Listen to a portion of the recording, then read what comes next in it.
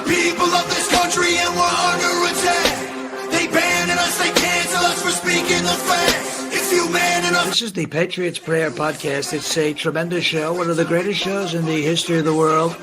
This is Bryson Gray, and you are watching the Patriots Prayer. PTN, you're doing the right thing. On the Patriots Prayer Network. Thank you all. PPN on your bumper. I'm Tom McDonald. This is the Patriot Prayers Network.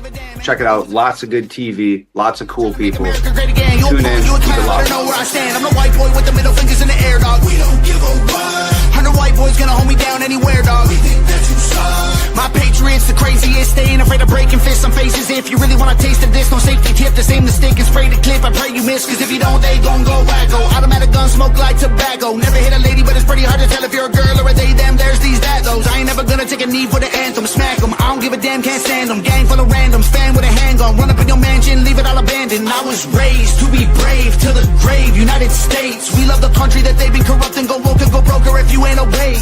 My people of this country and we're under attack. They banning us, they cancel us for speaking the facts. If you man enough, come stand with us, take USA back. And every time we pull up, all you're gonna see is American flags. American flags. American flags. And every time we pull up, all you...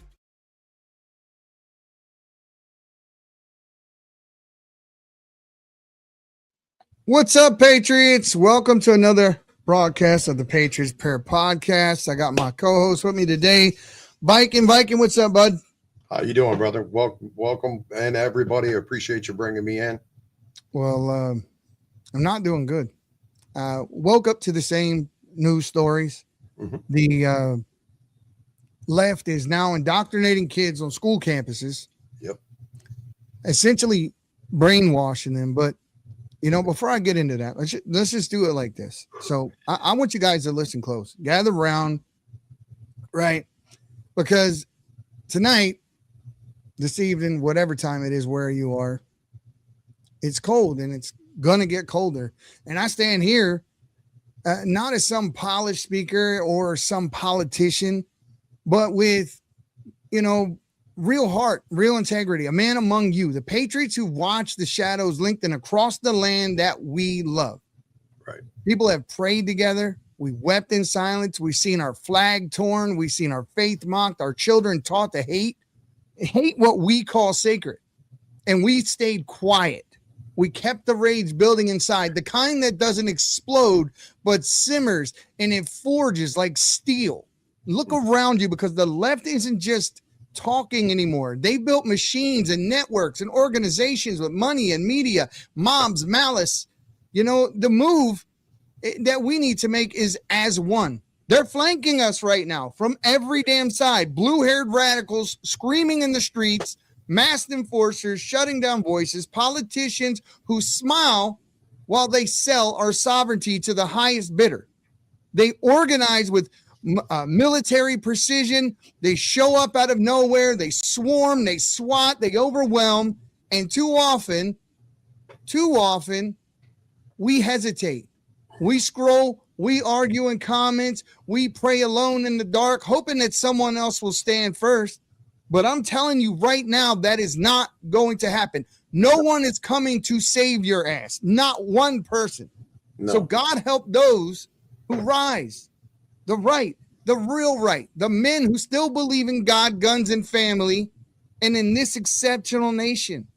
Because we've been scattered too long, divided by pride, by fear, by the lie that one man alone can hold the line. We've watched good men fall because no one had their back. We've watched women beaten by people because men are standing by holding their damn cell phones. We've seen truth buried, recording the whole thing, right? Cowards. No one showed up. No one showed up to dig them out. Enough is enough. It's time that we organize. We organize like our lives depend on it, because they do. They absolutely do. So it's time for us to get into the trenches. We've been attacked legally, culturally, physically, and they swarm They swarm us. And what is our defense? What is our defense? You know, we outnumber them. Yeah. You know, we outbrain them. Yeah. So what are we going to do? How is it going to change? And I'm sitting here, you know, it wasn't even that long before the damn show came on.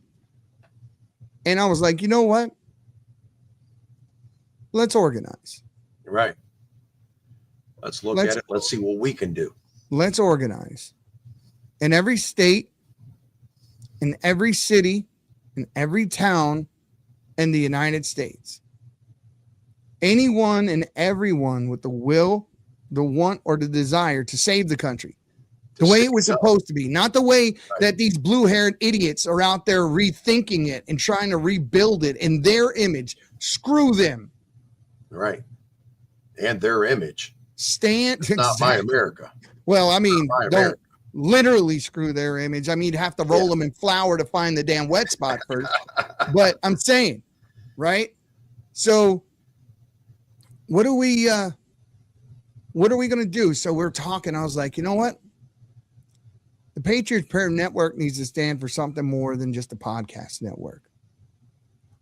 And it needs to be for those who feel the same way, who think the same way, who don't want to send their kids to school to be indoctrinated. Right. There was a lady, we both saw the same video. Yeah. Lady shows up to school. She hears about the entire middle school are going to leave class and they're going to protest out front. This lady pulls up. She doesn't honk her horn. She doesn't beep in solidarity. And what do? Children who are supposed to respect elders in a place where they're not supposed to be politically biased. Right. They're supposed to teach to be a Republican, to be a Democrat, to be a damn fool, which is what these people are. It's as simple as what is legal and what is illegal. You know what's illegal? To come into this country, not through a legal port of entry, to bastardize our laws in order to gain citizenship and steal American exceptionalism out from people who were born into it, who deserve it, whose forefathers and generationally maybe have fought for it. Whatever the case is, you are lucky enough to be in the greatest damn country on the face of the earth. Right. And you're giving it away. You're pimping it out. You're selling it to the highest bidder, and you're allowing people to steal from you your scholarships, your houses, your resources, your jobs, your money, and give it to somebody else. Everything. I'm sick and tired of watching. I know what America is. I knew what. Have you ever had somebody in your family that maybe fought in the Korean War, Second World War, or Vietnam? You ever know any of those guys? Yeah. I've known a lot of military men. What were they like? By what they see. But I mean, what was the personality of those people? What were they like? What did they think America was? Hard-nosed patriots. They loved this country and what it stood for and what it meant. And now they don't understand it. And nor do I. This country's nothing like it was. If they were to look at these blue-haired pussies out in our streets right now. Oh, yeah. And see this, how do you think they would respond to this? The same way that we respond to it, but probably much more aggressive. If they had the ability, I think they would mobilize and they would get up and put a stop to it. As many people gave their lives for our country, and we're giving our country away, and we're doing nothing to stop it. You know, I've maintained a pretty calm and even demeanor on this platform, on all the platforms, for a very long time. And I felt this, okay, I hate to say it this way, but just for the sake of people understanding, inner demon, right? From just busting out. Right. Trying to maintain that, I feel and think and believe a certain way. And no matter what you do, I'm not going to let you control the way I feel, think, and believe. So I'm going to maintain who I am, regardless of what you do. But I was thinking on this yesterday, and I don't know, I felt a sense of something outside of myself or whatever and say, okay, you proved you can do that. And it's time to stand up now. Right. It's time to fight back. It's time to stop letting people get away with the bullshit that they've gotten away with. things they've been saying, things they've been doing. You have a big online presence. You have a lot of friends. And not once, ne'er time did under any of these attacks that I reach out and that I tap anybody and say, you know what?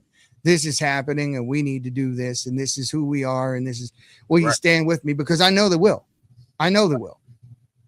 So in just an effort to try to keep away from the bullshit and the ignorant people that are out there, because you know what? No matter how dumb some of these people are, and I'm not just talking about the left, there are people on the right too that are absolute freaking grifters. All they give a damn about is followers and clout and likes and shares. That's what they do this for. That's what they do this for. I have a whole different reason for anything that I do. That's more, I think, more, fundamentally moral. I'm fundamentally moral than what these people are doing. They come on here and they bitch about all the same things, and then you see them in the regular world, and they're just pieces of crap, dude. They're as a person, they are pieces of shit. Yeah. And full of them. And people are, and they're everywhere. We're surrounded by them. So all the people on the right who feel like, we're sick and tired of seeing this. Where's Donald Trump going to send in the National Guard, send in the damn Marines? Who cares? The freaking Air Force. I don't care. When is he going to send them in and cut this shit out when we're tired of seeing it? Well, let me tell you something. Nothing happens in your community that you don't allow to happen in your community. Absolutely. Absolutely. So in Minnesota, that elderly lady, 87 years old, walking across the street with a walker, and that group of protesters got up in her face screaming and yelling. I seen 5 different angles of that happening, but I didn't see one person step up and stop it. Now, what kind of cowardly people stand and record an 87-year-old lady being assaulted, even if it's only verbal? She shouldn't have to put up with that. Nobody should stand and record that when that's happening. No, not unless you yourself are demonic.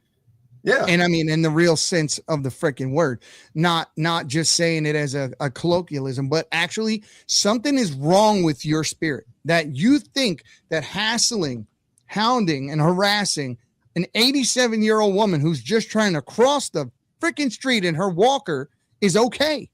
If you think that's okay, you need your ass kicked. And you probably have never been told no your whole life, and your dad never took that belt off. I'm tell you, you're not better off for it. You're not better off for it. No, you're not. And, we got trolls over here. Everywhere you go, there's a troll that knows a better way, but they're not using any means to make it better. So this is what I'm calling for. This is what I'm saying. If you are that patriot that you claim to be, that you so passionately try to defend yourself being online in your posts, whether it be TikTok, Twitter, Facebook, I don't care where it is. Right. If that's who you portray yourself to be, stop being fake. Right. When shit's going down in your town, you need to organize and find other people like you to stop it from happening. We need to stop depending wholly on the police force. I love the cops. I support them in everything they do. Right? When they're doing what they should be doing anyway. Right. There are those instances. Yeah, absolutely. But the thing is, I do support the blue and I support ICE. And the objective is one thing and one thing only. We have people that are breaking our laws and we need to fix it. Absolutely. In the process of fixing it, we need to also figure out how to fix it fast. Not just fix it, but fast. Yesterday, this is the problem I have with the Trump administration right now, is that they are letting a little bit of ICE out here, a little bit of ICE out there. And I think by doing that, they're putting ICE in danger. Mm-hmm. And it causes more problems in the public. Do you see these pussy ass protesters out there in the street, thousands of them standing out there protesting? If you got thousands of troops in the streets willing to stop them from doing it? No. Trump said it before. You have to overwhelm them and dominate the streets. That was his lingo. Right. So now I'm saying, do it. Do it. And if he doesn't do it, you do it. Right. You do it. You do it. You get your people together. You get your brothers in arms together. You do it. Right. That's the thing. And now you got people willing to go out there, one or two, and try to make public spectacles of themselves. But that's not going to do it. You need masses. You go out there, one or two people. We've already seen how this works. We've seen the mob run over people that go out there. You know, and some of these people, they're about to face the same thing. Unfortunately, they're not going deep enough. When you take one or two men and try to stand down 50, that's not going to end well. It's not. You know, I don't care how tough you think you are or what you think you are. It's not going to work. I'm sick and tired of being sick and tired. I keep being led back to the same place. The one thing that is consistent in what I have a voice. I have a very good working knowledge of who we are as a country and a heart much bigger than I am. And one of the things I'm so sick and tired of either the people on the left who don't see the hypocrisy in everything they do. That's antithetical to who we are as a people. Right. I've said it before, and I don't think people understand me when I say this, and I mean it. There's no way back. Those people are not going to wake up one day and say, oh, I've been wrong this whole time. No. Yeah, no, we need to get rid of the illegals and we need to stop pushing ICE around. Oh, I've been so wrong. No, it's not going to happen.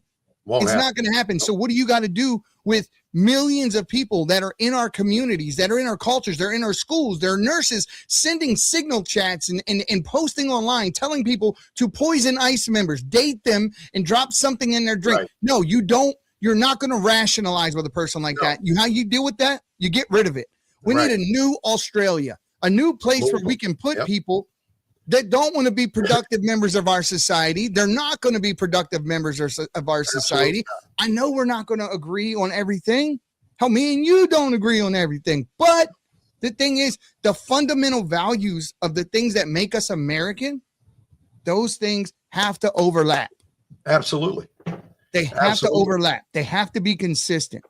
So when they're not consistent, you get what we have in the school system today. You know, let me see if I can find that video. The one where the young lady, the mother had to go get her daughter. Yeah. That's ridiculous. Yeah. Let me see if I can find that video because I don't think people understand all the dominoes that had to fall in order for that to happen, for that to be okay. I was blown away with how many kids they had in the street. These are junior high kids. You know, they shouldn't be out there in the street. They shouldn't be learning how to protest. They shouldn't be out learning how to obstruct traffic. They should be learning how to do math. They should be learning, reading. They should be learning things that make them a better member of society, not how to get in front of cars. Exactly. You don't need to teach a kid that. You need to stay out of vehicles' ways. I found it. So, let's just talk about the dominoes that have to fall for this to even be possible. For this to be possible, we're getting ready to show you. The principal has to agree to it. Mm-hmm.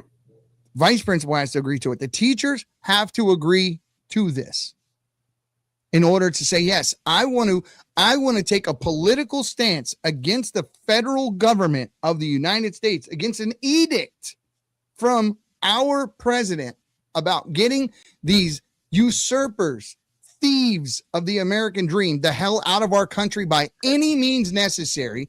And you're like, no, stay here. Please rob us. And anyone who disagrees with us, you're immoral.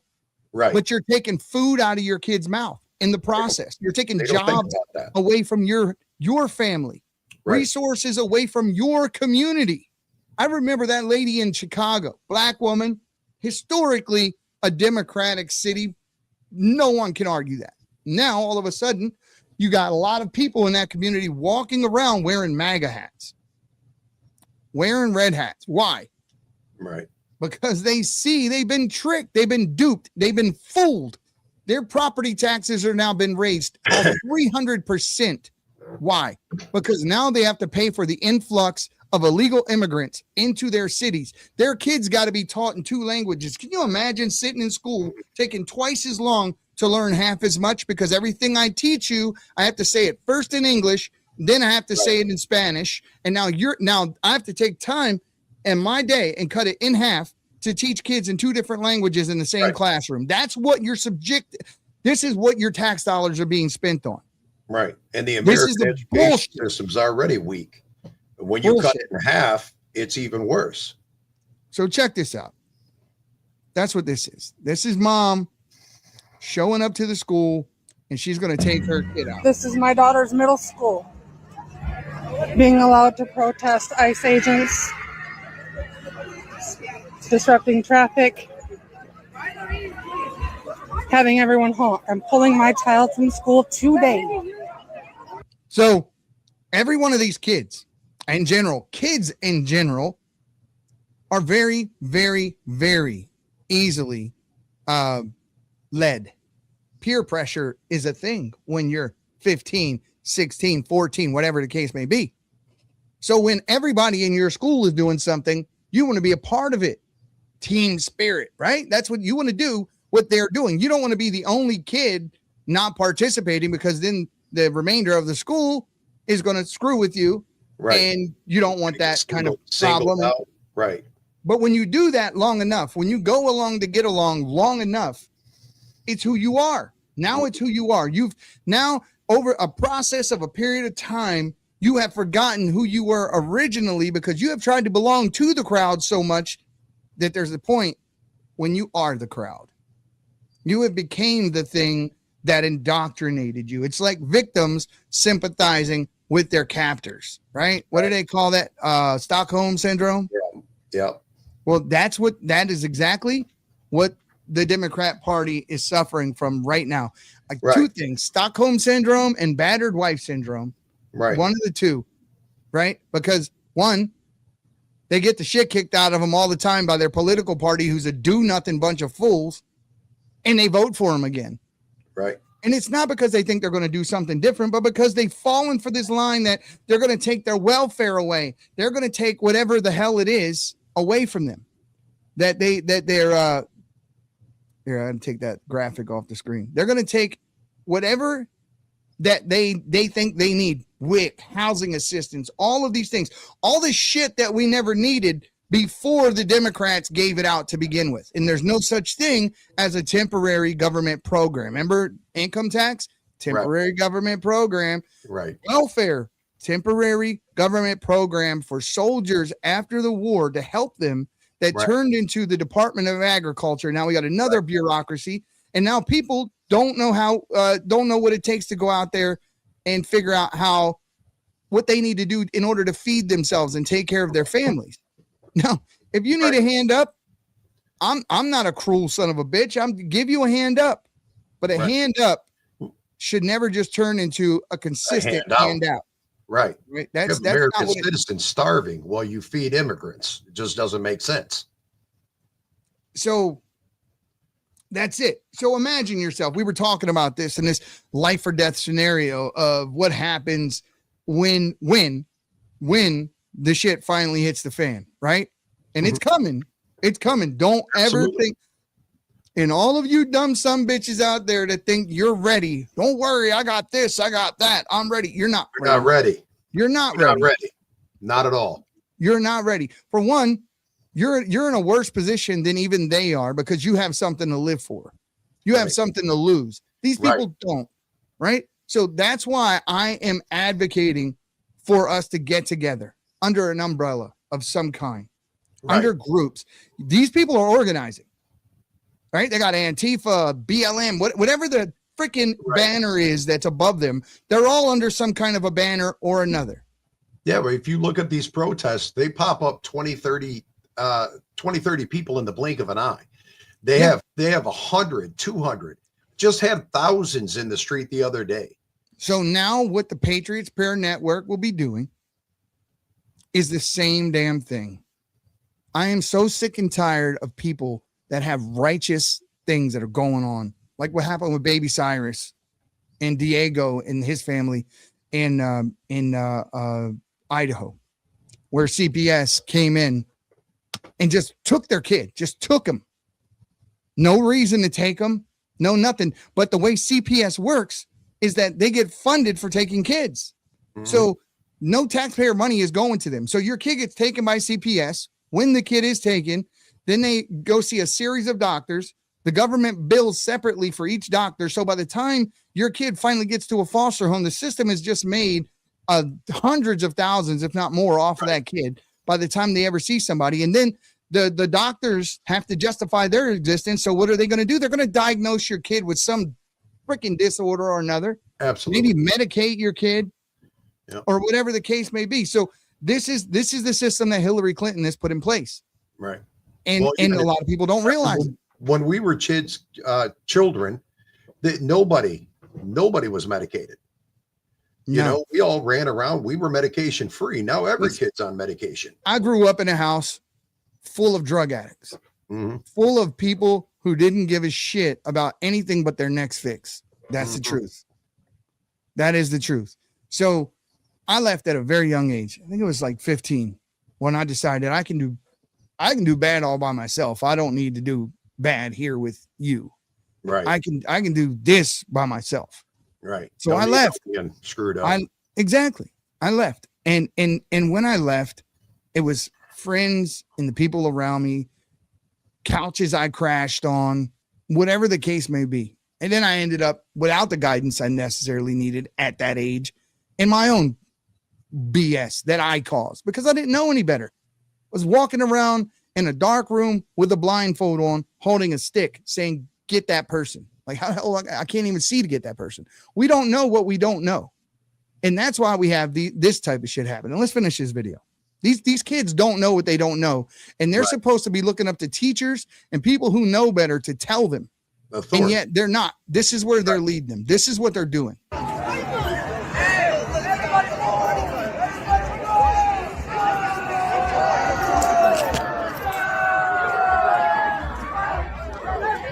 This is fucking unbelievable.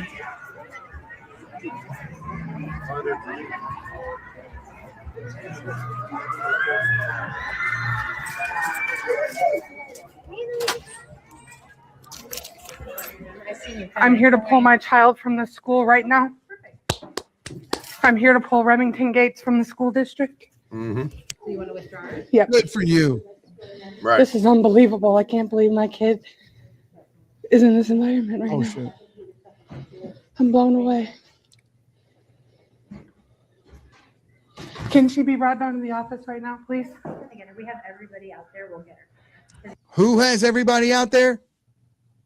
We have everybody out there. The school. Yeah. So she just admitted. I'm blown away. The mother. Yeah. Well, so I can explain to you what we're. This is disrupting traffic and my child's education. And every one of these weak-minded sons of bitches are taking part in it. Right. If you get a magic button right now, imagine, right? You got a couple of ants in the road, but you had a big old truck with 40-inch tires, right?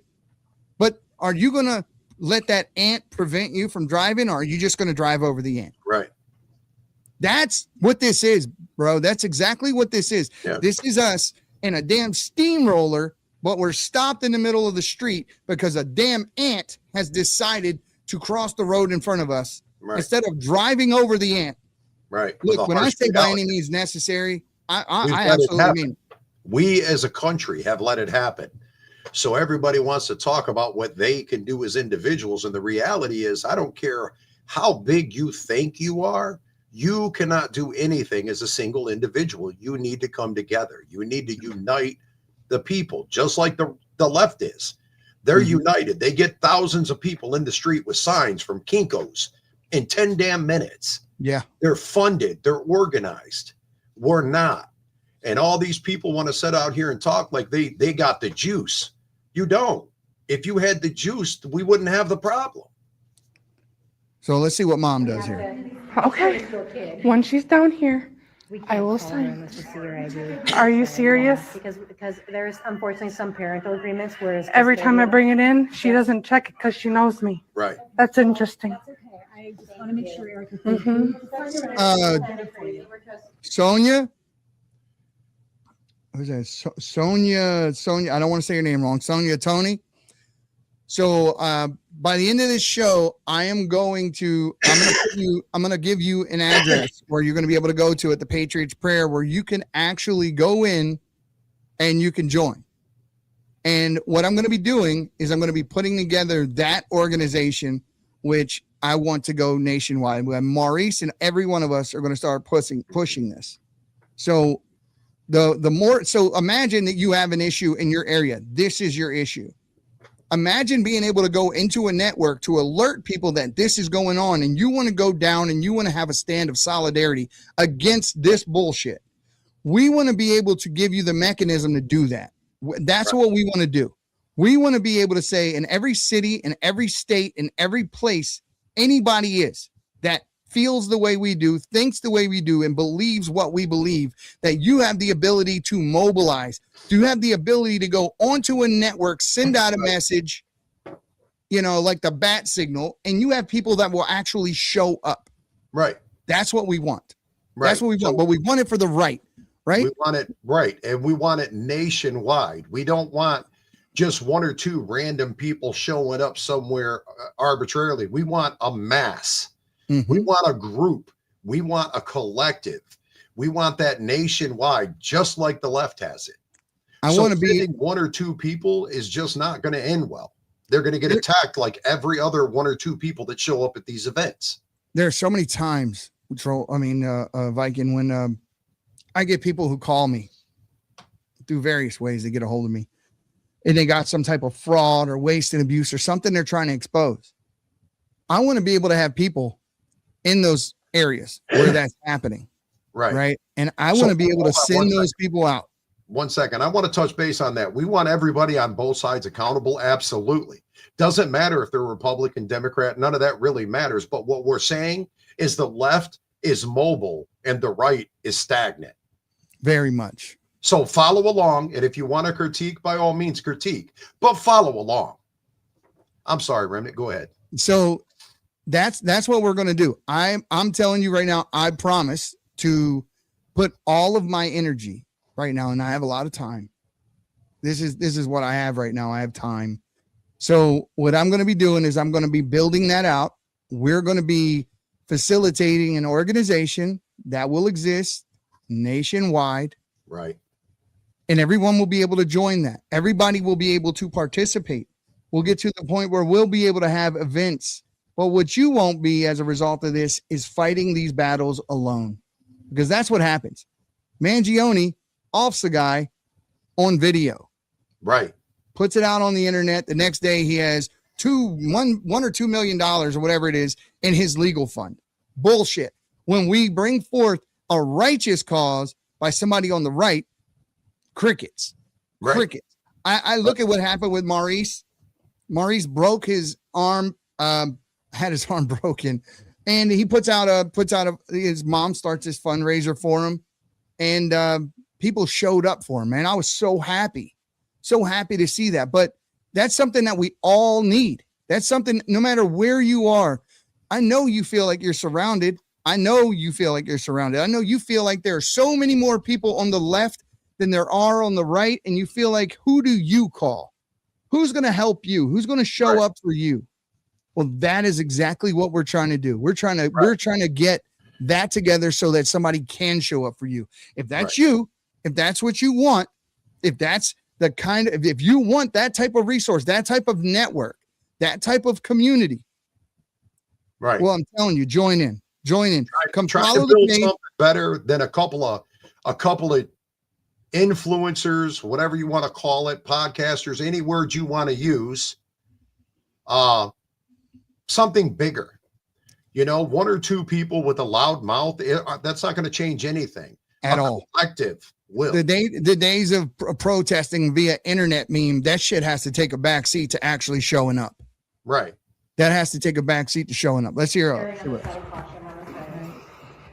Yeah, this is it. What about the other side? What about my family?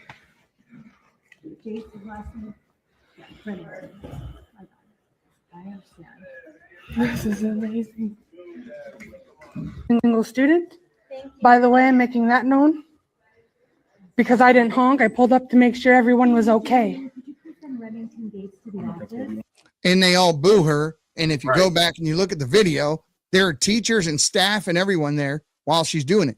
This is no different than the Free Palestine guys that were there in Columbia, Chicago, U, and everywhere else, building encampments, and the kids in the Chicago U were there defending the American flag. When me and Maurice did that show with the kids who defended the flag, right? There's a lot of kids that wanted to come out and protect that flag from these blue-haired weirdos that don't even know what they're fighting for or believe in. And trust me, I'm no Zionist, and nor do I give a shit about Palestine. They both suck, right? Yeah. So listen, when they didn't go out there and they didn't want to protest, it was because they didn't have the credits to graduate, and they were too afraid of reprisals from staff. They were too afraid to be held accountable and not be let to graduate, because the staff is people like William Ayers, leader of the Weatherman Underground, Teresa Dorn, his wife, who put bombs at the damn Pentagon, who took the lives of police officers. And you know where that group came from? From a little group called the Vince Ramos Brigade. You know who belonged to that?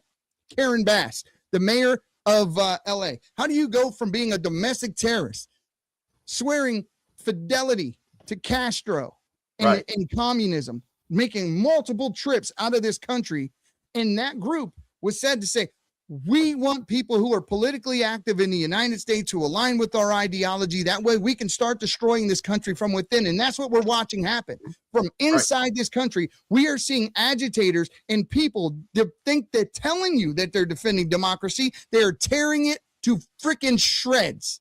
Nothing will be left when they're done. Nothing, because what they want is a world with no borders, where everybody can live wherever they want, and they don't have any laws to tell you that that's good and that's bad. Do whatever you want. I mean, it sounds great theoretically. I wish we could live in a world where there were no borders, where we didn't need presidents, we didn't need police officers, we didn't need ICE, we didn't need these things. That's heaven you're describing. I'm sorry, it doesn't happen in this world, bro. It doesn't happen here, not now. We need those laws. We need those rules, because when you don't have them, what you got is anarchy and chaos. And in a world full of anarchy, it's not who's the smartest wins or who's right wins. It's whoever the strongest is. And believe me, when you tear down the rule of law, you little scrawny ass white girl with the freaking glasses, the little Karen, you're the first target. Dumbass, you're the first one they're coming after. Why? Because you're not strong enough to defend a damn thing in your house. So you know what happens? They just come in and take it. You remember? You remember the whatever TDA or whatever they were called in Denver, just taking over apartment buildings? They didn't ask them when they went into those apartments, hey, what political affiliation are you? Oh, well, I'm on the left. Well, you're good. You can keep your apartment. No, it was fuck you, get out. This is our apartment now, and I got an assault rifle that says so. This is our building. Right. That's what we're dealing with. Reality. That's the absolutely not. Did we already get your student? Yeah. No, not yet. I mean, we called for him and everything else. This big dumbass. Look, I'm sorry, dude, that I judge people this way, but if you just looked at his shoes, you would know he probably shouldn't be teaching in the school. Okay. I'm sorry. Will you go make sure? Who's your student? Just Remington Gates, 7th grade. From stairs to here? Absolutely. And I want to be escorted to there because every single student booed me because I pulled up here, rolled down my window. Is everything okay? What's going on? To run into this? Right. I didn't honk. I parked as soon as I walked up. Right now. I'm ashamed and I'm wow. I thought this isn't the entire video because it doesn't show the conversation she has with her daughter in the car. But you see enough of this to realize, hold on a second here. Right. You see enough of this to realize that this is exactly what is going on. Trying to figure out where we are here, dude. There it is. This out. I promise you. So, yeah, I don't know where your technical difficulty is there.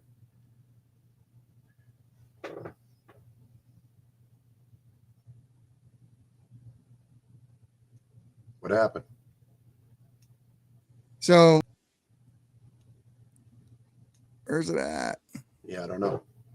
So I want to touch base on that. Something that's getting said in the comments. We commonly say on a regular basis that we don't care who it is. Everybody that's wrong should be pulled out of office and put in jail. Everyone. From that means Rick down, Scott, left, right, doesn't matter. If it's wrong, they need to be removed. Period. And you're right, Meg. The mom is completely and totally in the right here. Absolutely. Now, beyond that, you got to ask yourself, what laws have been broken in the process of doing this? Right. Now, if you showed up to your school, let's say you're not a Christian person or an Islamic person or a Buddhist or whatever, and you show up and your kid is sitting there in a damn dashiki or whatever, humming chants to Buddha, right? Whatever. I don't know what they do. I'm just saying. But the thing is, imagine that. How pissed off would you be? How illegal would it be? How, this is no different, because this is a political protest put on by the school.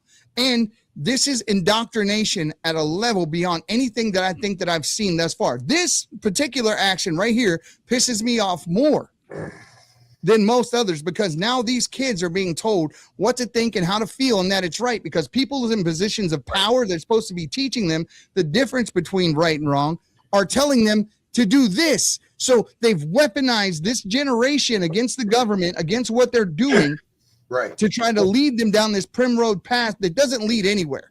Well, it leads to the abolishment of our country. You have teachers and school employees out there with those children while the children are running out in the street to yell at cars. How could that not be? Those people need to be held accountable. You're having children run in the street in front of cars. Those people need to go to jail. Those are authority figures. They need to be held accountable, period. They should be put in jail. What they're doing is heinous. I agree wholeheartedly. I didn't send my kids to school to learn how to protest. You know, you send your kids to school to learn how to be better Americans, to learn the American way. Now, I'm not saying the schools got that right, but I didn't send them to protest. I ain't never sent my kid nowhere to learn how to protest. That's ridiculous. So there are some key considerations. So the student-led or spontaneous protests or walkouts are common and they're legal. They're put on by the students. They're spur of the moment. We're not putting up with this. You're not giving us peas again for lunch. We're done. We get up, we walk out of the cafeteria. Fine, legal, and it's not put on by the school, the principal, the staff, anybody else. Understandable. That's their First Amendment right to do so, right? But if they did it, guarantee you the school will probably suspend half of them. Right. But then the school-sponsored and officially hosted events that actively organize or endorse protests using the school resources, time, and facilities in an official anti-ICE rally, that's where we get into murky waters. Right. But who's going to uphold that law? The mayor? The mayor is a piece of shit too. The mayor, this is the same people that blame the Christians for having a concert in a park that they had a permit to do. Well, you shouldn't have been Christian in Washington, and this wouldn't have happened. He literally said that. He literally said the reason this happened was because you put this on, and by you being Christian and being there, you antagonized them. Right. But in the meantime, anybody of any other religion can get together and do any damn thing they want. It's okay. It's perfectly fine. It's perfectly fine to send an imam into your kid's school to talk to your kids, or somebody put in a man in a damn dress to read them a story. But in dresses, reading try books. Putting a pastor in that school. Should send a pastor in there to talk to the kids about something like that. It would not fly. People would be, they would be losing their damn minds. Oh yeah, that school, you can guarantee there'd be 30, 40 parents up there the day they found that out. It needs to be taken.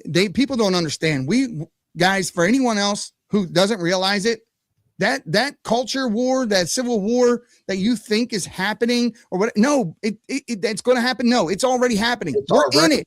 Yeah. It's happening. Right. This is a side effect of it. You know why we're not fighting it? Because nobody's fucking acknowledging it. And I don't cuss on these things, but I'm tired, dude. I'm sick of seeing it happen. And I'm sick of letting it. It's like Revenge of the Damn Nerds, right? And we're sitting here watching these damn nerds do this shit. The weak-minded people, right? Even the tough guys in their fucking movement wear dresses. Right. This is bullshit. And then we sit back and we do nothing. And the reason why we don't, because it's 5D chess. You got to put a case together. Just be patient. I'm tired. Right. I ain't got any patience left. I have no patience left. Screw patience. It's time right now to throw down the gauntlet and say, okay, you wanted this, let's go. Now, I've seen this happen many a times in real life, because when people finally get what they've been asking for, what they've been yelling for, then all of a sudden they don't want it no more. They're going to be the victim. They're going to play that victim card quick, fast, and in a hurry. Oh, look at what they did. The reality is we've sat here and watched what they're doing for years now. And it's time that people wake up and realize what we're saying is not wrong. People need to stand together. Period. So, Rebel, that's just it. That's just it. And that's a whole nother rabbit hole, but it's where it starts. Right. You're exactly right. Where are the parents? Because that's where all this bullshit starts. It starts at home. It starts at home. It starts with people who've never been raised properly themselves, thinking that their lives will be made better if they have some children. And then they have those children and they don't raise them. They become their children's buddy. Right. You cannot be your kid's friend. There will come a time when your kid is grown up enough where you don't no longer have to lead them, and then you can relax a bit and you can be the buddy. But right now, you need to be a father or a mother. So I have a friendship with my children, and my children are grown, but in the same respect, grown or not, I am still their father. So being their friend has never been on my priority list. And I've told them that since they were children. You know, well, my friend's dad, that's his best friend. Well, that's great. That's great. And they must have a great relationship, but you're kind of thick-headed and you don't listen. So I got to be dad. You know what? I've talked about this before, and I said this before. Maybe we should just sterilize every freaking body. And then when you prove yourself, bring in, 2 years worth of paycheck stubs or whatever, then we give you the inoculation, and then you can have kids. Well, the reality is they're already working on that bro. Anyway. I don't know. I honestly, I don't understand how you pull yourself back from this level of moral bullshit that these people are pushing. I mean, the things that we've known all our lives that they're just wrong. It's wrong. It's bad. It's disgusting in some cases. But that's what it is. Look at the world we live in. I mean, I grew up knowing there was two genders. I knew that. As a little bitty kid, I knew that there was an innie and an outie. There was no confusion. Nowadays, you have grown men wearing dresses and wonder why the kids don't understand what's going on in this world. And here's the other thing, right? So let me pull this up. It just doesn't stop. Man, no. And when is it going to get to the point where, where Trump is going to say, you know what? I don't give a shit anymore. He needs to. He needs to. I don't care. Yesterday. I don't care anymore. You guys brought this on yourself, and send in the fucking troops, bro. Right. I'm tired of dealing. But here's Brandon Johnson. Brandon Johnson, who, don't tell me that this guy thinks like this all on his own, who brings these things up and does these all by himself. No, I guarantee you, if you look behind these mayors, these governors, senators, congressmen, and look at who's telling them what to do, where are they getting their money from? Where's this ideology being pushed from? That's what we want to know, because we know this shit's not organic.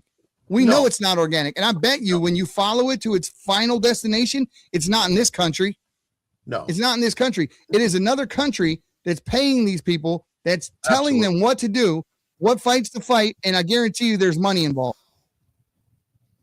And it just happened to coincide with the time in which we name all of our fleet utilities. And of course, we have to take a stronger look at how this administration has used ICE and how it has caused tremendous harm. So that's why that particular name of this truck being named Abolish ICE has my full and complete endorsement. Piece of shit. That's what that guy is. Yeah. That's what he is. He's a total libtard who is absolutely, I didn't think anybody could do worse than Lori Lightfoot. Honest to God, I'm like, how in the hell could anyone come in here and do worse than the damn hyena from fucking what was it? The Lion movie, Lion King, right? That's what she looks like, right? I thought Whoopi Goldberg, like, I didn't think you could get uglier than Whoopi Goldberg. And Lori Lightfoot said, "Hold my beer." Like, that's literally literally. These people are disgusting inside and out. They push racial division. They push anti-American themes consistently. They're teaching your kid So all of this is what I'm saying is that it's not going to change. It's not going to get better. No one's coming to save you. No one is coming to save you. So your only hope, my only hope as a country is that we band together, right? Tell me what right-wing groups there are that exist that say, you know what, we'll stick up for you. We'll help you fight that fight. We see what you're going through. We see what they've done to you. Right. And we'll stand with you. Well, that's what I want. That is exactly what I want. That's what I want to be. That's what I want to become. Yeah. So if it's taking the licks as being the guy who started that, you know, similar to what they did to what's his name from Enrique Tarrio from the Proud Boys, right? Which basically started off as them just being a group that would go out to protect people from Antifa. Right. Right. So nothing wrong with that. But now that he's done that, what did they do? They targeted him. He's all of a sudden a white supremacist. The boy ain't even white. He's not white. No. So how is he a white supremacist? That's the thing. He is because they said so. Yeah. Well, it must be so if they said it on the internet, right? And Absolutely. now the House Dems with Schumer and Hakeem Jeffries are now leading a revolt in trying to get the government shut down, right? So they don't want to agree to. House Democrats are poised to rebel against Senate Minority Leader Chuck Schumer's spending deal with the White House. Is all on Fox News Digital, and it is told that an act that could prolong the ongoing partial government shutdown. The House Minority Leader Hakeem Jeffries made clear to Speaker Mike Johnson from Louisiana that the plan by Republicans is to fast track the legislation on Monday, even on a Monday evening would fail. And that the GOP sources told Fox that this means that Johnson will need to lean heavily on his razor-thin House GOP majority to pass the bill through multiple procedural hurdles. Now, what he's claiming here is that, yeah, you may get a very razor-thin edge, but we're even expecting some of the people over there on the right to back our play, right, and not fund ICE and not fund Homeland Security. No, but the problem isn't what we're funding here, it's what we're funding over there. Would we need to raise our debt ceiling every 3-4 months if we weren't giving money to Kazakhstan, Afghanistan, Pakistan, Iran, Iraq, you name the damn countries, over 200 countries on welfare that we're paying? Would we need to raise our debt ceiling if we weren't doing it? Zero countries should get our money. No one outside of the American states should get our money. Nobody. I don't give a damn. I'm sick of it. I'm sick of seeing it. So this is how I think we're being played. They say, well, if we don't give them the money, what's going to happen is China's going to go in there and they're going to get along with their leaders famously, help them set up infrastructure, and they'll be beholden to China. Right. So, of course, what you need is two of these players out here to hate each other so they can manipulate us. Right. And take our money in the process. America is the most prosperous country on the face of this damn earth. The problem is that we're giving it all away. We're the most profitable and the strongest, and we're playing to the rest of the world's rules. So are we basically only as strong as our weakest link? Can you imagine you're in a classroom and the class can only move as smart as as fast as the dumbest person sitting in that room? How is that going to help your kid any? That he has to slow down until this idiot can learn that 2 + 2 is 4? Right. Right. So if everybody in the damn classroom thinks it's 3, but it's actually 4, the only one that knows his shit in the classroom has to sit there until everyone else understands that it's 4. And that's not, I'm sorry, that's not going to be the way you're going to have a country that's prosperous, innovative. I mean, you think about it. Electricity, trains, planes, automobiles, we made it all. The whole fucking world is from shit that we made, shit that we invented. We did it. We modernized not the United States, but the damn world, bro. The whole world. The entirety. Right. So now hold on. Now I want to clarify that too, because some of those people were from other countries. Yeah, but they came here to do it. What would have happened? Tesla, there's some brilliant people, but they all came here for a reason. But why? Because if China has somebody that creates something that revolutionizes an industry or whatever. And then when you create it, they just take it from you. Right. You're not going to benefit from it. And if it's something that helps the people to a certain degree, they're going to monetize it or weaponize it and keep it from the people. How many people, even in this country, that happens to a degree when we're talking about energy? When we're talking about energy, that's exactly where this happens. We have cars that ran on water, right, hydrogen, all kinds of shit. But as soon as they get made, the person who makes them disappears. Gas disappears. The whole 9 yards. That guy in the, what was it, the 60s, 70s? I don't remember the guy that made the gas. No, it was before that. The guy that made the gas vapor carburetor. Yeah, that wasn't that long ago. That was still in the 2000s. 350 miles a gallon. And this is, and guys, be careful, because what they're feeding us out there is bullshit. I just read a report. I'm actually looking at it, where health officials are saying that they detected arsenic in 28 popular candies nationwide. Skittles is on the front of that.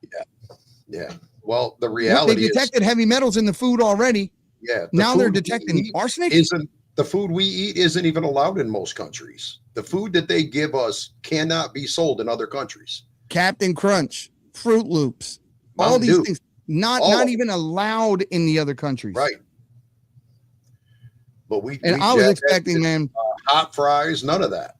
You know, when honest to God, when I went to the voting booth, when I went in there and I was voting for revolution. That's what I was voting for. I was voting for someone to go in there, kick ass, take names, change departments, lock people up, and set this shit right. Not play by the rules that were set by the criminals. That's what he said. He said, if I was president, you would be in jail. And everybody went to that booth waiting for that to happen. We all heard drain the swamp. We seen what happened the first time. He didn't get a chance. He fought his whole presidency. Yeah, people in his camp that were working against him and everything. Yeah, he's had his chance. He needs to make it happen. So it says here, arsenic was detected in dozens of popular candies across the new report released this week, raising questions about how food is evaluated and how they evaluate foods for heavy metals. In Florida, the Department of Health said that it tested 46 popular candy products from 10 different companies and detected arsenic in 28 of them. Now, okay, they detected it. I bet you if I go to Walgreens or 7-Eleven right now, that it's on the shelf. Oh yeah, they don't care. They'll tell you about it, and that makes it okay. Well, we told you, you bought it anyway. Kids don't care. Kids don't know. No. You know, how many ailments, how many people in this country are suffering from things that would make us sick, that make us slow, that make us lethargic because of the shit that they're doing, whether it be flying those planes over the top of us, dropping that shit on us that they're doing up there. And the people who are doing that, they're getting paid piecemeal. So it's not companies doing it. You go as your pilot, you go and you sign up with that company, and they'll retrofit your plane with the ability to drop that shit, spray it all in the air. You have to go above a certain altitude in order to do it. And then it becomes legal because they acted like they did something about it. Well, they didn't do shit about it. All they did was say, oh, you can still do it. You just got to go higher in the sky to do it. And then it's okay. Right. What is the reasoning for them to do? Is anything good? No, it's not good. You're dropping poison on people. Right. You're putting chemicals in our atmosphere. Ain't nothing good about that. So this is, I mean, you talk about make America healthy again. Well, I'm sure if we know about this, RFK knows about this. And we're saying, what are you doing about it? Yeah, you told us. Great. But now what? We've had that conversation. That's the reason I raise my own animals. That's the reason I butcher and process my own meat, because I don't trust what's at the grocery store. You know, that most of that meat in the store isn't even meat anymore. You know what? We've talked about this, and the numbers don't work up. They don't, for some reason, the math ain't mathing.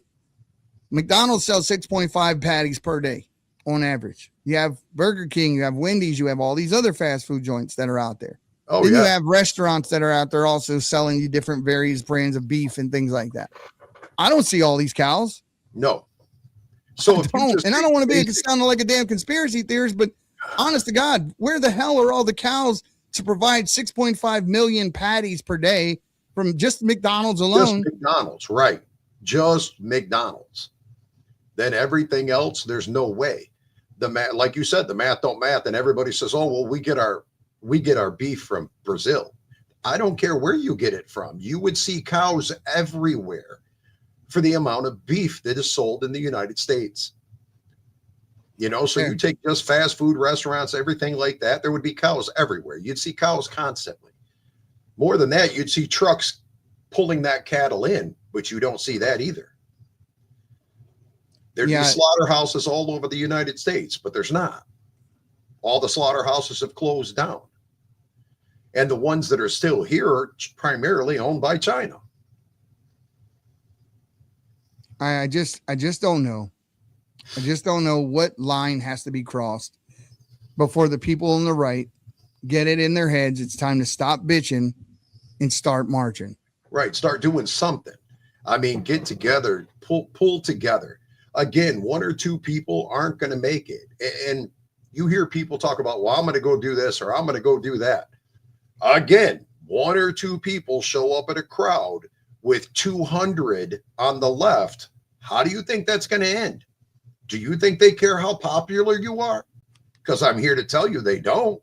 Oh, the more popular you are, the more it's going to work against you. Absolutely. It's going to work against you. It's not going to work for you because they want to be the guy. They want to be the guy known for, I'm the one who took out XYZ, right? So that's all they care about because then they get famous, right? That's what they're looking for. And that's the problem with a lot of the people online too, as well. It's that either, they're leftists playing conservative when they're not truly conservative, but they get more clicks from conservative people. So they'll sell their souls just to get clicks. They'll sell their souls to be popular. They'll use sick children, evidently, because that's what they did to DJ. People are putting it out there on the damn internet that he's dying and he's in the hospital and all that. None of that shit was true. And here's this kid reading about these things that people are saying about him that are not true. And his family are reading about it and it's not true, but they're out here getting hundreds of thousands of clicks, getting paid from the social media companies to spew this bullshit. Right. And nobody's being held accountable. Nobody's being held. And I'm not calling for regulation. I'm calling for accountability. Right. I'm calling for accountability because you know what people do? They use those things to stir up this type of just animosity. And then the government comes in and says, you know what we'll do is we'll regulate everything. Then we'll make it to where anyone who has an online presence has to register their online presence to who they are, to their identity. And now you have no ability to go, to be a whistleblower, to put truth out without the fear of reprisal and all that. But it sounds great. Right. Give up your liberty. Get some of this security. Yeah, that's always been good. Never works out. Look at every country that's ever bought into that. See how that worked out for them. Every country that's ever given up their rights, they have absolutely no rights now. None whatsoever. They get trampled on. They're owned by their government. So we're talking about the fact that these people are organized, right? This is a video of that type of organization. This is what they're doing. Let me show you. Oh, I'm sharing the wrong damn screen. How about I share the right one first? Maybe. So they're showing here in this, and what I'm getting ready to show you is these guys are in vans. They have signs. They have everything. They're getting ready to lead their, pack of Karens out to their respective destinations. Oh yeah. And here they are. How protests happen on the spot. This is exactly how. Without organizers, without the music, without the bullhorns, without all of these people coming together. And right now what they're doing is they're loading their trucks to leave out of here after they finish with the protest. None of the protests that you see that happen immediately after something happens, which is all the time now, wouldn't be possible. What's behind me is a combination of Party for Socialism and Liberation. We have Democrat Socialists of America here as well, and a couple very loose communist organizations like Revolutionary Communists for America. None of the protests that you see are organic. They're well organized, and because they're well organized, that means they're well funded through various campaigns, whether it's foreign influence campaigns or it could be even Democrat campaigns. So this is how it all happens. If you've ever wondered how protests happen on the spot, that's how it happens. Now, if that's how it happens for them, right? For them, if that's how it does take place, then how in the hell are we going to sit here on the right and be like, oh, yeah, we want to do the same shit. We want to make sure that, you know, we're able to, let me get back to where I was. We're able to defend ourselves, our culture, our heritage, our beliefs, our countries, our communities. But when it comes time for rubber to hit the road, they go, oh yeah, okay, let me disagree with it louder on the internet. I'm just going to get on it. I'm just going to disagree louder. Watch this meme I make. It'll really change things. I'm going to make the best video in the world. And when I'm done making this video, everybody's going to be, it's going to fix the country. It ain't going to do shit. Right. It ain't going to do anything, not anything, unless you're willing to take the risk, unless you're willing to step out like they are. Look at these people. It's cold. It's evidently cold wherever they are. Right. You got people walking around with damn blankets on, but they're willing to show up to fight for socialism. That's what he said they're doing. But more than that, look at the number of people. You're not talking 1, 2, 3, 4, 5 people. You're talking 60 people in that parking lot right there. And if I said today, if I said right now, the right, we're going to organize and we're all going to meet over here at this time, at this place, and we're going to march and we're going to protest against these people. Let's see how many people show up. Right. Now, I ain't saying there ain't people that wouldn't. There are people out there that I believe wholeheartedly I know there are people that would. But would they do it for the right reason?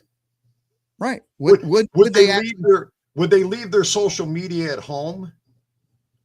Would they leave their phone and go do it for the right reason? Mm-hmm. Or will they do it just for the fame? Yeah. Oh no, best believe. I've already seen these videos where people on the left are taking planes, getting on airlines to go to the protests on the other side of the country. Right. Just to get the damn selfie. They flew 2,000 miles to take a picture, to say they were there. You know, I just don't understand why people don't, when it's for all the wrong reasons, these dumbasses will show up. Yep. Well, when it's for all the right reasons, where the hell are we? This stuff doesn't happen unless we let it. How many people knew that was going to go? I guarantee you, out of all the people and all the people that they knew, some conservative person somewhere in the mix knew about this. Right. But and I'm telling you, we need to start showing up and shutting this shit down. So, and I'm not saying it needs to be violent, but I'm saying they will act very different if there's a group of people right across from them. But it's got to be more people. Enough is enough. And when I say a group, I mean somewhat equal numbers, because quite frankly, they're cowardly. Again, they surround an 87-year-old woman and scream and yell at her. They're cowardly. If you want this to stop, if you're tired of it, you are the answer. You are the answer. It's not Trump. Right. It's not the government. It's not the police force. It's you. You are the answer to stopping this. Right. If you and all of your buddies who think like you and all their buddies who think like them show up, this stops. It doesn't continue. You guys have no idea how much we outnumber them. Right. I mean, it's 7-1. I mean, it's crazy how much we outnumber them. And the reason that they are getting away with this and why it's spreading so far, so fast is because of our inaction. You want to know why it's happening? Look in the mirror. Right. Look in the mirror. Ask yourself how many things that have gone on in my city, in my town, in my community, and I wasn't there. Right. How many? How many things? I mean, I've driven, I've flown, I've done every damn thing I can to be wherever the hell I can be. Right. I've done it. I've done it on little to no sleep. I've been there. I've put rubber to the road. There are things that I've actually shown up. And I will show up. I guarantee you, if something's going down in the Las Vegas area, I'm there. Right. I'm there. But I'm in Tennessee. But that's exactly what we need. We need people in Tennessee, Texas, New York, South Carolina, North Carolina. We need people everywhere. Alabama. We need people in every state. Right. And we need to organize those people to be able to answer for this shit. We need to be We need to be the guy going to say, this is what we're going to do from now on. You're not getting away with this anymore. The days of you getting away with this shit are over. Right. Well, you got people, like you said, there's people everywhere. Every state has voted a certain way and understands certain things. Again, whether you think protesting is okay or not okay, whether you agree with why they're protesting or not, all that's irrelevant to me. What matters to me is what's happening to the country. Yeah. If you want to say somebody should have the right to protest, I mean, understand what that means. And then how many people are bending the knee to things that they know will absolutely tear a culture down, like is the Islamification of the United States. Right. It's not good. It's not a religion, folks.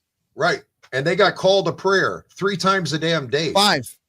And the Christians get to hear that all hours of the day. So check this out. This is Doc Chambers, and he's on Steve Bannon's show. And listen to what he says.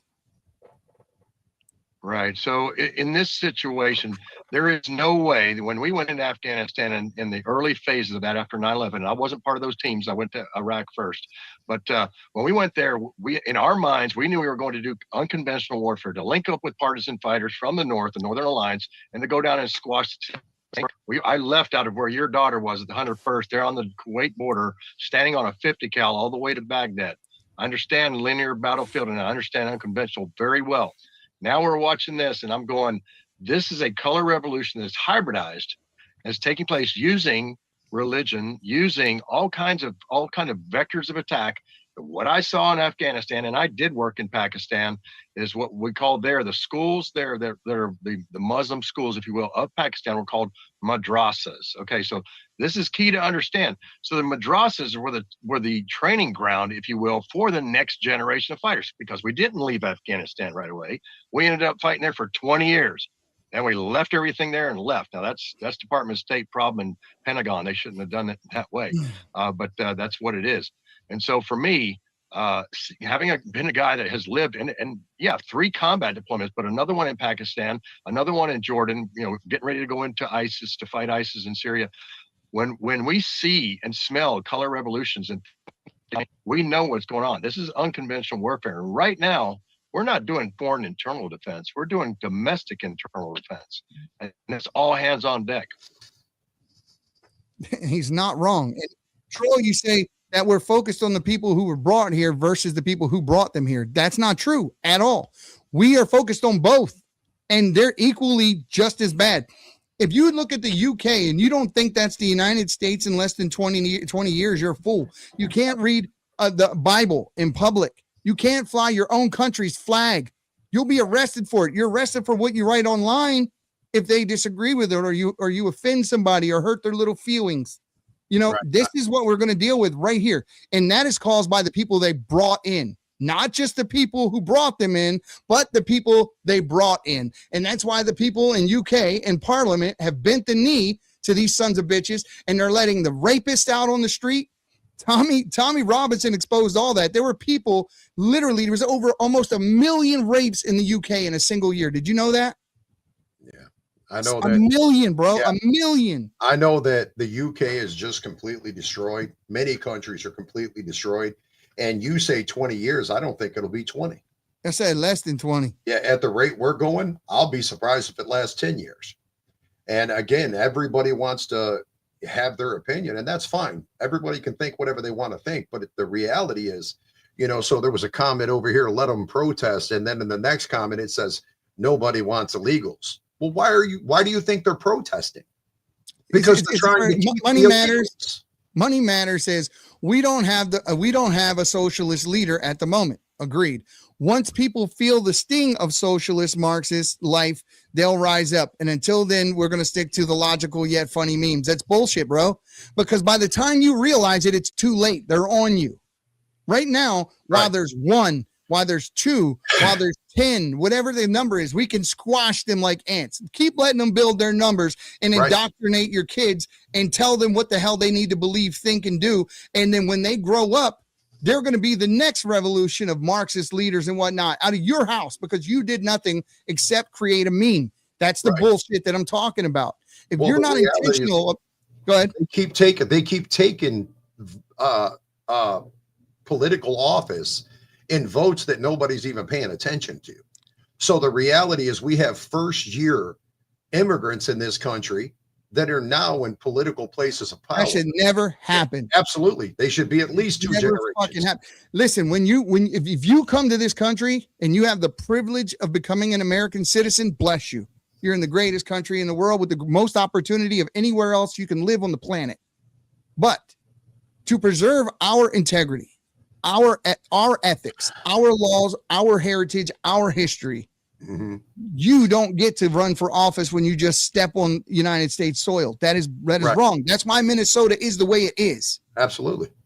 Right. And then you have the dumbasses like Tim Walz who will change out a perfectly good flag that represents our country and then put in a flag in an American state that is representative of another country. You don't come here to be Somalian. You came here to be American. Right. And if you want to be Somalian, take your ass back there. Right. Absolutely. This is if you America. want America to be Somalia, go back to Somalia. You had that. You didn't want that. So you came here and now you're trying to turn us into that. It's the same thing. It's the same thing like what I do. This person in the comments, I find it funny when I read the comment. It actually says a lot about this person. If this person spoke this way, I believe that their followers would see them in a different light. This is utterly ridiculous. Gonna say, oh, it's because the ICE is wearing masks. Who gives a shit? You know why the ICE wear masks? What happened in that church? What happened in that church? They found out that the pastor of the church was an ICE officer. Was he safer for it? Nope. Were the people in his church safer for it? Were the children safer for it? Exactly. Were the children? Because that man didn't have a damn mask. His identity was exposed in children. Children. So you go ahead and you sit there and act like you're somebody something. Coward. I said exactly it. You're a coward. Hide behind your messages. You know, I'm Tennessee. Come see me. So here's the thing. We had an ICE officer in New York walk in with his family. Life taken from him. If the ICE agents take their masks off, their families are no safer for it. The community is no safer for it. And the laws don't get enforced the way we want them to. Listen to me. Hear me clear. I don't care one little inkling about how in the hell Trump gets it done. I want the illegal immigrants in this country gone. Absolutely. I don't care one fucking bit if he has to send in the Navy, the Army, and create branches of the military that don't even exist yet. I don't care. So long as we wake up tomorrow and the people in America are Americans. That's it. Absolutely. And the funny thing is, I watch all this protesting and everybody screaming and yelling about it. Nobody did it when any other president removed illegal immigrants. Nobody cared. Nobody cared how many of those immigrants died. Nobody cared about any of that. Now that it's Trump, it's bad, man. Yeah. You know, the rules are the rules. If you're going to follow them for one president, follow them for all presidents. And if you want to stand up because you don't like that man, then why did he get voted into office? By what was 70, 80 million votes? It was a ridiculous amount because the American people wanted him. And not just and as a whole too. So we're talking about Democrats that had to vote for him, not just Republicans. If you guys think that Donald Trump was voted into office by Republicans, you're badly mistaken. He won all 7 swing states. Right. The entire map was red. That doesn't happen because only the Republicans voted for you. Because in order to do that, the Democrats had to vote for him too. Guys, we'll be right back after this message. Heard of Q broadcast? It's taking the world by storm. People are cutting the cord to their high cable bills and moving away from streaming services like Netflix, Hulu, and others for something better. Q broadcast. For just $60 a month, you'll get access to every channel you could ever want, including HBO, Cinemax, and Stars. And the best part? There are no contracts, no hidden fees, and you're free to cancel anytime. With Q Broadcast, you can enjoy streaming live TV, movies, and top series on up to 5 devices at once, Whether you're at home or on the go, Q Broadcast makes sure your entertainment is always at your fingertips. Imagine being able to watch all your favorite channels from anywhere, anytime, without any restrictions. We're talking about thousands of movies, hundreds of TV series, and a huge library of live channels, all in one place. And don't forget video on demand and pay-per-view events. Those are included at no extra cost, so you'll never miss a big event again. Now, take a second and think about your current cable bill. You're probably paying anywhere between $100 and $300 every month, locked into long-term contracts and hit with surprise rate increases. With Q Broadcast, that's a thing of the past. It's just $60 a month. No contracts, no extra fees, no hidden costs, and no price hikes. Why juggle multiple subscriptions like Netflix, Hulu, and cable when Q Broadcast gives you everything you need in one convenient package? People everywhere are switching to Q Broadcast, saving money and getting more content than ever before. So, what are you waiting for? Click the link in the description and sign up for Q Broadcast today. Just $60 a month, no contracts, no hidden fees. It's time to take control of your entertainment and start streaming smarter.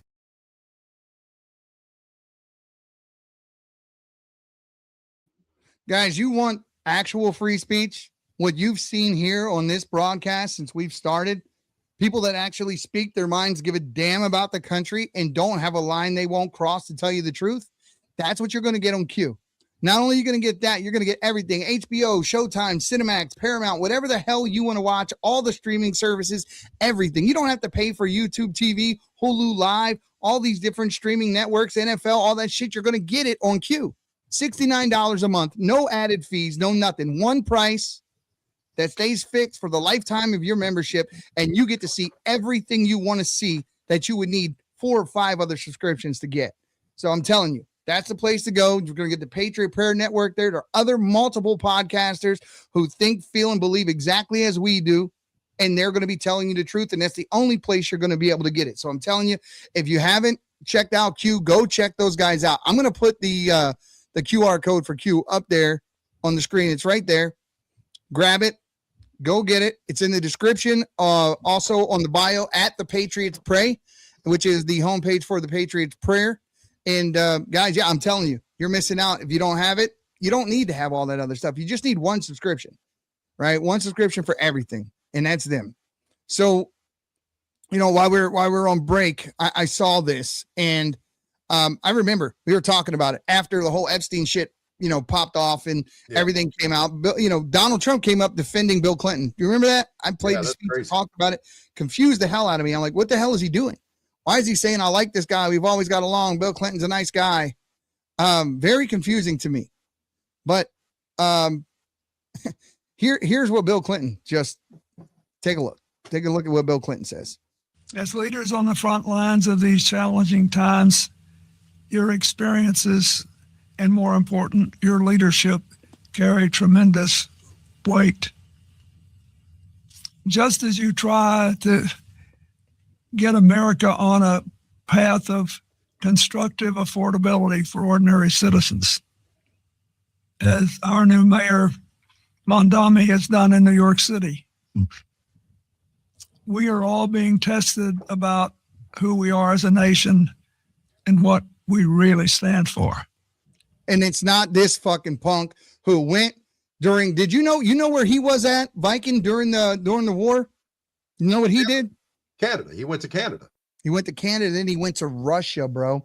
So while our men and women were out there dying, he was camping out in the Red Square in Russia. That's crazy. Not wearing shoes, sleeping in trees. Like, so I knew he went to Canada. I didn't know he went to Russia. Oh, he went to Russia. He went to the Red Square in Russia. But I mean, truthfully, as soon as I found out he went to Canada instead of going to fight for his country, I shut off. How in the hell can anyone go run from a war for your country, run from fighting for your country, and then run the damn country? Right. Explain that shit to me. Do you know why communism is legal in the United States right now? You know we're not prosecuting it anymore? Why it's not a crime to be a communist here anymore? Now that I can't answer that because it's supposed to be. That guy, Bill Clinton, in 1993, Bill Clinton signed a bill making it legal for you to be a communist in the United States of America. Now, INA 212 still exists. So if you are coming from another country into the United States, you can't cross our border if we actually enact the law. We actually follow our own laws. You can't be a member of a Marxist, communist, socialist, right? Whatever, and then come into the United States. You would turned away at the gate. The fire marshal says, "We're full. The club is full. Get your ass out of here," which is, I think, where we're at right now. But that guy right there, 1993, signed a bill making it absolutely legal for you to be a communist in the United States. And he's also the one who pardoned Karen Bass for what the Vince Ramos Brigade did in the. So for people who don't know, give you a quick history lesson. The Vince Ramos Brigade, which Karen Bass was a part of, spun off the groups. So imagine one giant domestic terror cell having little baby terror cells. That's what the Weathermen Underground was. The Weathermen Underground was a spinoff from the Vince Ramos Brigade. Teresa Dorn, the wife of William Ayers. William Ayers, Obama's buddy, the one who ghost wrote his book, Dreams from My Father, the one who had the Free Palestine encampments and all that shit set up in Chicago after meeting with Obama 6 hours earlier. Then that shit kicked off. This guy right here is also the guy that sat on the board of the technology company that handed hypersonic technology to Russia and in turn to China. And then his wife sold 20% of the country's uranium reserve, uranium-1, right, to Russia. 20%. Now they have hypersonic technology because he sold it to them, and then his wife sells them the uranium. But yeah, Trump is the Russian puppet. Right. Trump is the Russian puppet. That's exactly why when all the shit kicked off with Ukraine and Russia, the sanctions in Russia were put on members of the left. People like Bill Clinton and Hillary Clinton were sanctioned by Russia. Do you know how a country issues sanctions? How that works? No. You gotta actually have money in that country. You gotta have something of value in that country for them to sanction. Otherwise, it's just like, I sanction you. Right? No, I get that. Really matter. So they had to have assets. They had to have assets in that country for it to be worth a damn. So he sells the technology to them for them to create hypersonic missiles. Right? It was supposed to be for hypersonic flight. They used it for missiles, and then she sold them the uranium-1. Now Russia and China both have hypersonic nuclear weapons. Right. That we can't stop. That nobody can stop. Right. Let's just put it on the table. There is no defense against this. No. Not a Golden Dome, not David's slingshot, not the Iron Dome, not no dome at all is able to protect from these missiles. They go so fast when they're fired, they circle the globe and then they just come right straight down on whatever the target is. And it's so fast that you can't even see it. It's like in the blink of an eye. It's so fast. Right. You're vaporized before you realize you've been vaporized. Right. You're like, hold on. Once I was eating a hot dog, next thing you know, I'm talking to St. Peter. Right? That's exactly what we're talking about. And it was all because of that dirtbag right there. And it's not just their actions that piss me off. It's our inactions, because in a just world, you would just remove Karen Bass from office. Tim Walz would be in jail. Ilhan Omar would be deported. Everybody's pissed off because we don't see it happening. And we're, the legalities, you got to know, you got to build this case. You got to do this thing. There's enough. There's enough. There's enough to get all kinds of them. I mean, there's everywhere you look, there's evidence. All you got to do is look at the money. For Christ's sake, the money's everywhere. Everybody sees it. You have organizations, you have a winery that doesn't have one bottle of wine, but it's worth $25 million. Grocery stores with no groceries in them. You know the other person I saw do that? Kim Jong-un. Kim Jong-un issued people to come over to look at the North Korea, and he had all these storefronts that were all made up with looking like they were new stores with new things in them. It wasn't nothing in them. Nothing in them. Nothing in them. Let's hear the rest of what Mr. Mondami over here, the guy's protecting Mondami, protecting communism in our country, the guy who made it legal He made it legal in 1993. That's a fact. And everyone go look this up. This was something that was buried in a bill that he signed, but it needs to be widely spread. People need to know this. The Clintons were the beginning of the downfall of this country. And also, I'll even give him a thumbs up on something that he did, just to show you how unbiased I am. He was the guy who came up with the idea for the border wall and got it funded. Bill Clinton did that. Yeah. And he deported 13 million illegals. Right. The wall that they about don't who we are as a nation and what we really stand for. Yeah, what do we really stand for? Over the course of a lifetime, we face a few moments and only a few. Man, is he just getting worse and worse looking to you? Like, I don't know, man. Does he need his I think that with Trump shutting down all of the child trafficking in this country, maybe he hasn't had his adrenochrome. I'm just saying. Where the decisions we make and the actions we take will shape our history for years to come. I believe this is one of them. If we give our freedoms away after 250 years, we might not ever get them back. What freedoms are we losing? Right? We're trying to get back to where America is America, and we're trying to enforce our laws. So what freedoms are people losing? No, what we're fighting against is the anarchy that this guy causes. So while he's doing this, Trump is like, that's my buddy. He's a good guy.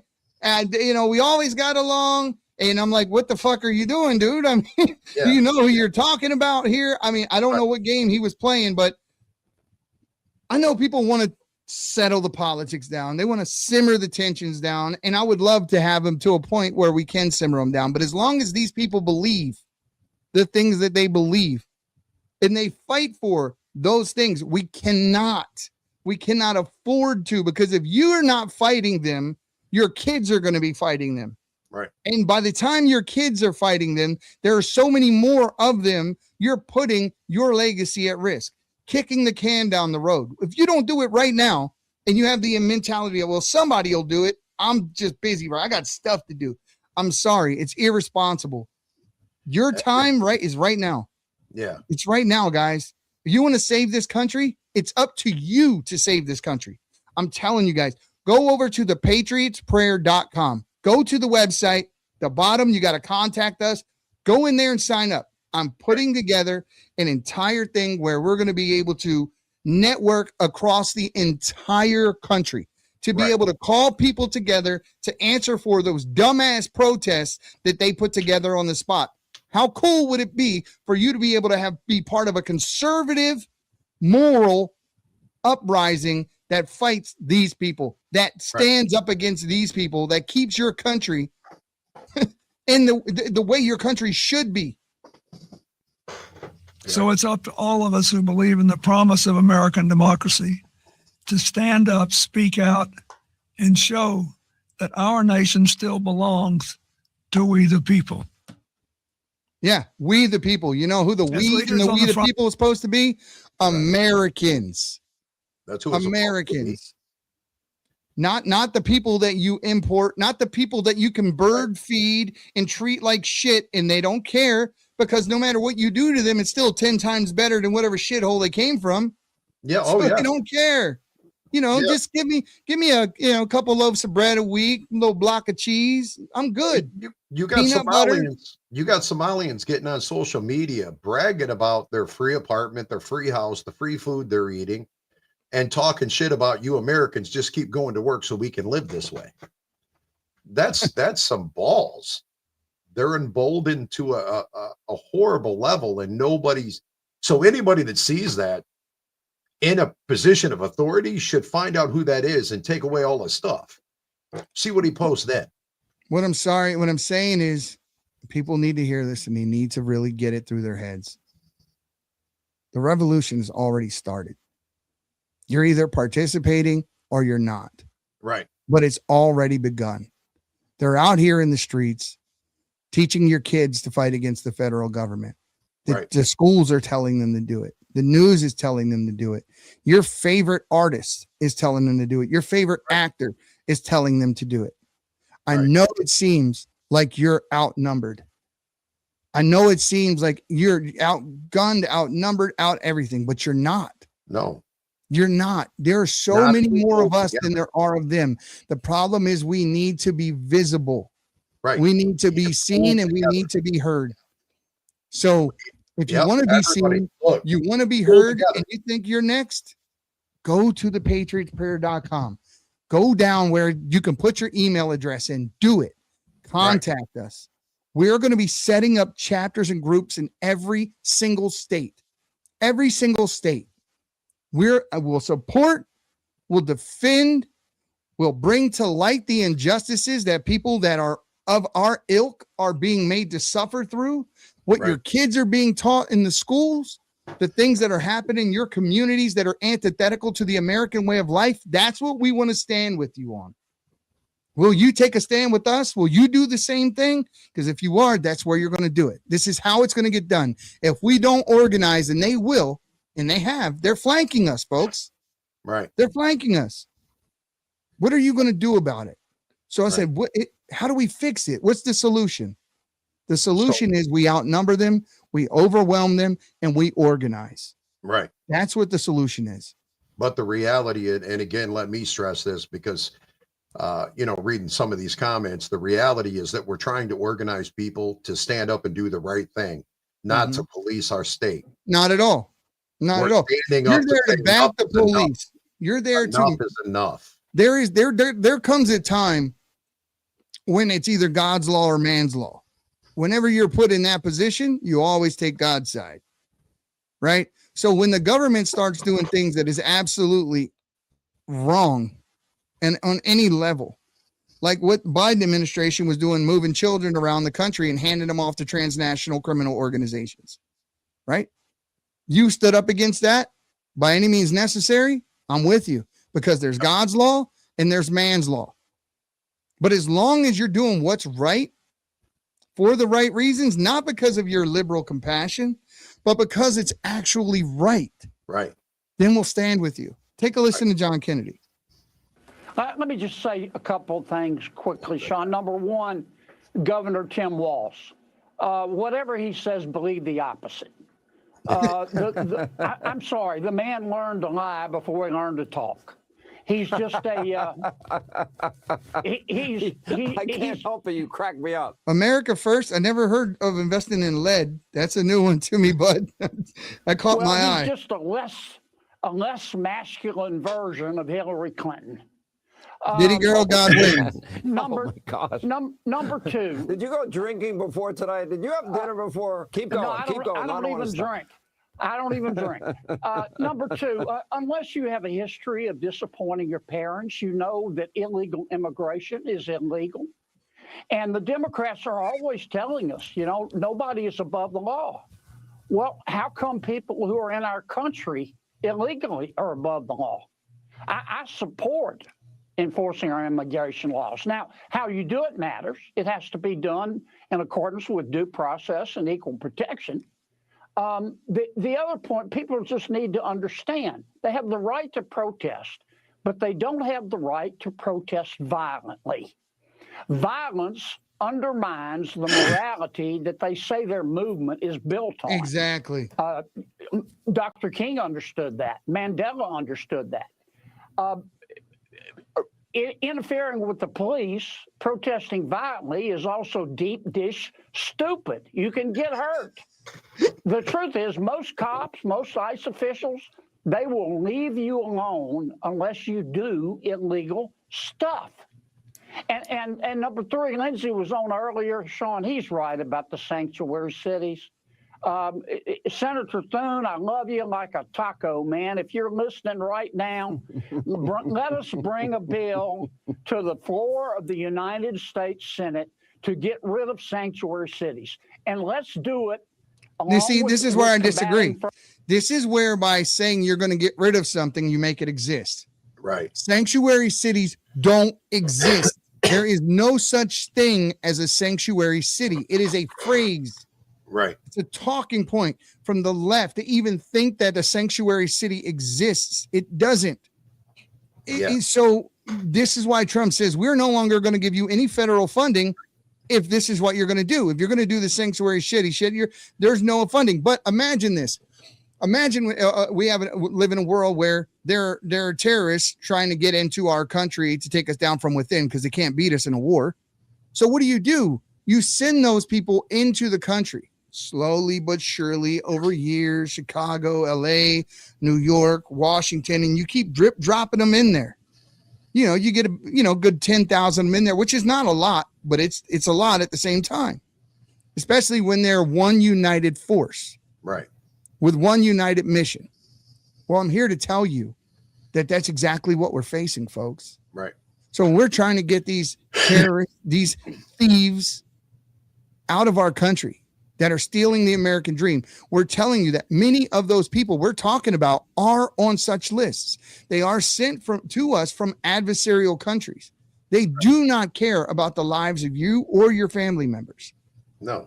That's what we're fighting against. So you little blue-haired weirdos that are out in the streets standing up for all the wrong things for all the wrong reasons, what you are defending, what you are protecting are criminals and terrorists. Right. That do not give a damn about them. Not a little bit. If they win and it becomes their way, those people are in more jeopardy and danger than they could possibly comprehend. And if any of them doubt it, look at the people that you're out here supporting and defending. Go visit their country, and by all means, wave whatever flag it is you want to wave while you're there and see how well it works out for you. Go over there just being you and see how well you're accepted in their country. So Marjorie Taylor Greene, the formerly great Marjorie Taylor Greene, is in this phone call that we're going to play. She said she's outlining the last phone call that she had with Donald Trump, the one that led to their breakup, if you will. I haven't heard it yet. I'm going to listen to it for the first time. Let's hear what she says what happened. Tell you about the phone conversation that ended my relationship with Donald Trump, destroyed my political career, and proved that It did not destroy her political career. Let's call it what it is. She destroyed her political career by taking her story to CNN and The View and everywhere else, because it was never about what you said, Marjorie.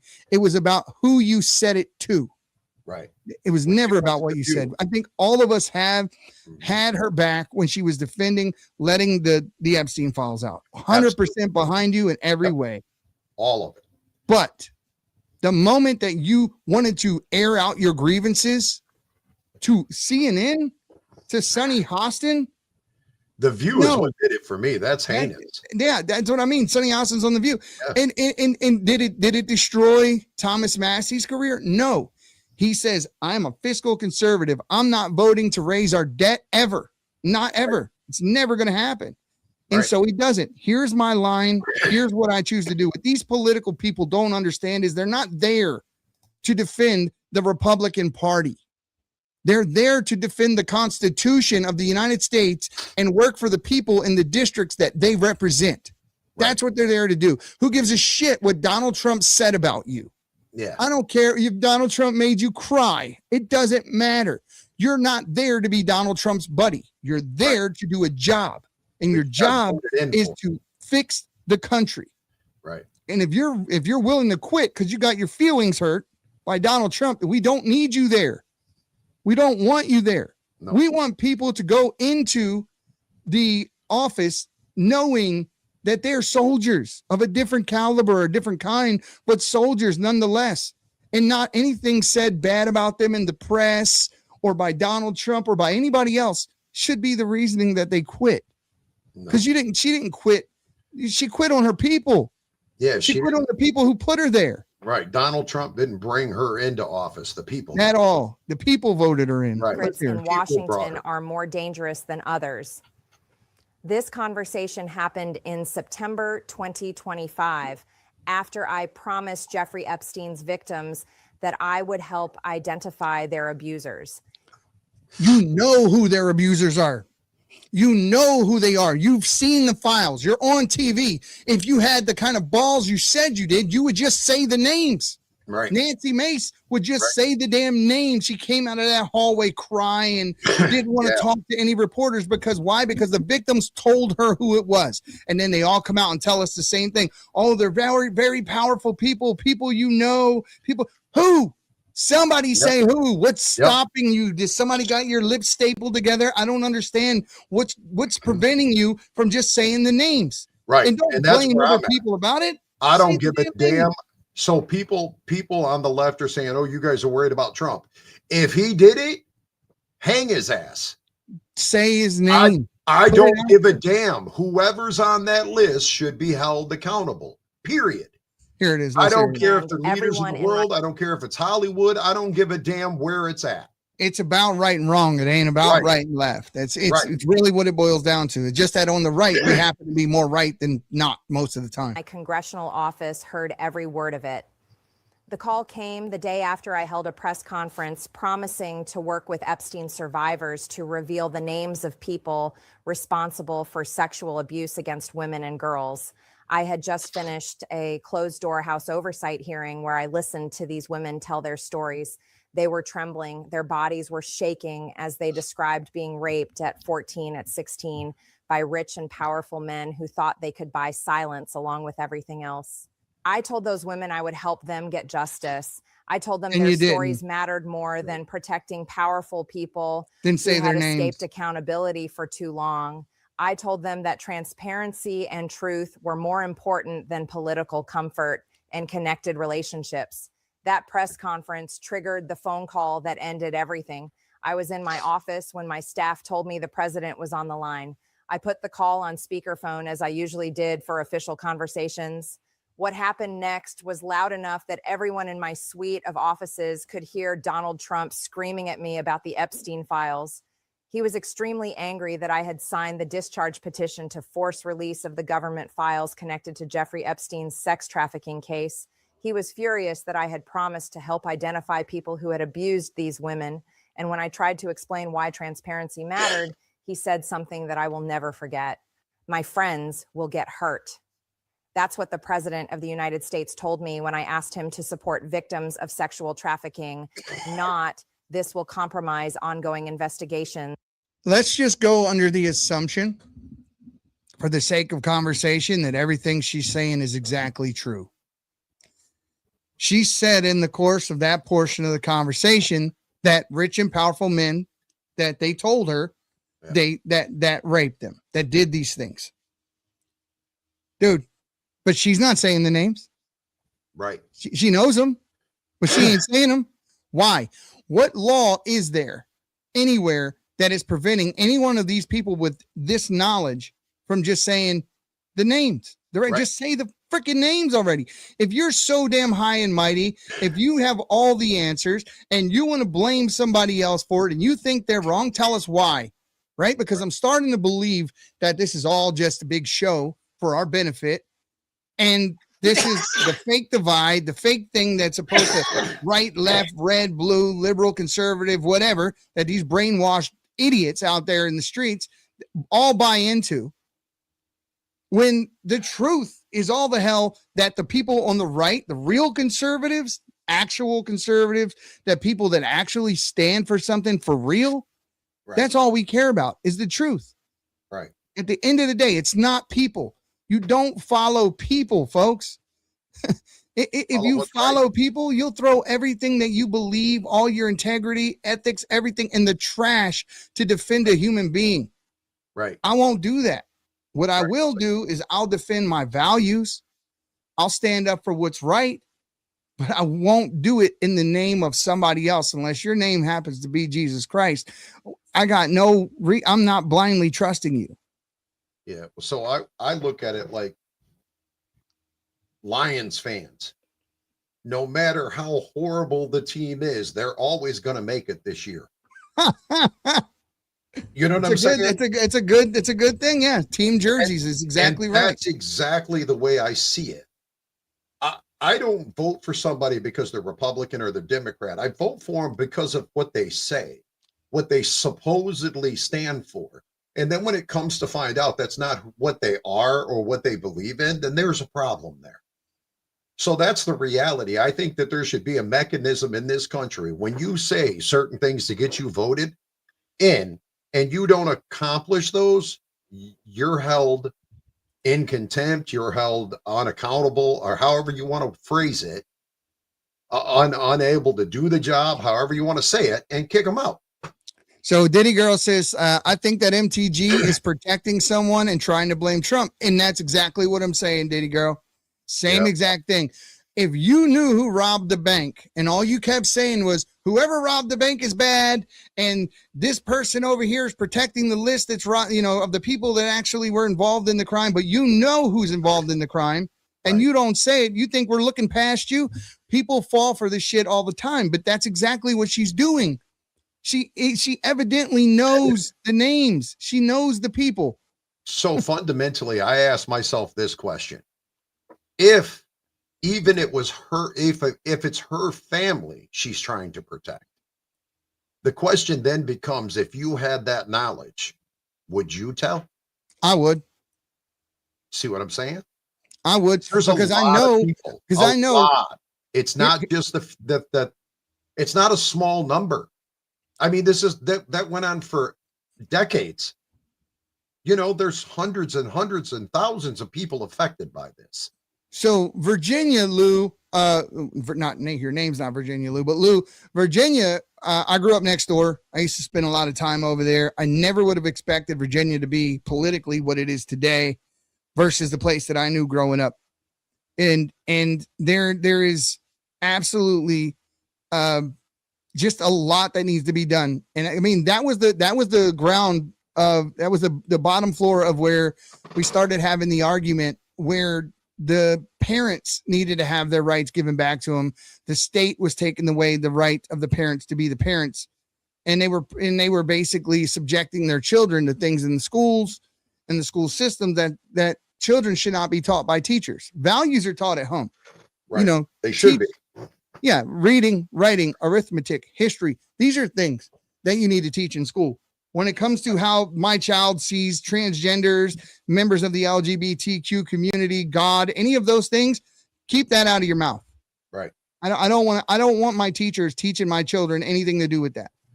Outside of treat everyone like a human being and with respect, but you don't teach them that what the other person is doing is normal. Right. Because it's not fucking normal to walk around thinking you are something that you're not. Right. And you're definitely not helping anybody by confirming their delusion. Right. So, and I mean, that's sexuality, people that think they're damn cats and dogs. I mean, I think I'm the supreme emperor of the universe. Ain't nobody letting that shit fly. No. Yeah, I identify as 65. Send me my social security check. I'm 100% vested. This is the outcome of that indoctrination. These are what looks to be to me like high school kids, maybe. But it looks like they're marching through a Walmart. So they're teaching these kids. This evidently kicked off in school from what I'm reading here. This is on Wall Street Apes page, right? And these children are protesting in a place of business. This is exactly the same as what Don Lemon and that female reporter that put that video out this morning, which I'll play a little later for you, why they're guilty. But watch this protest.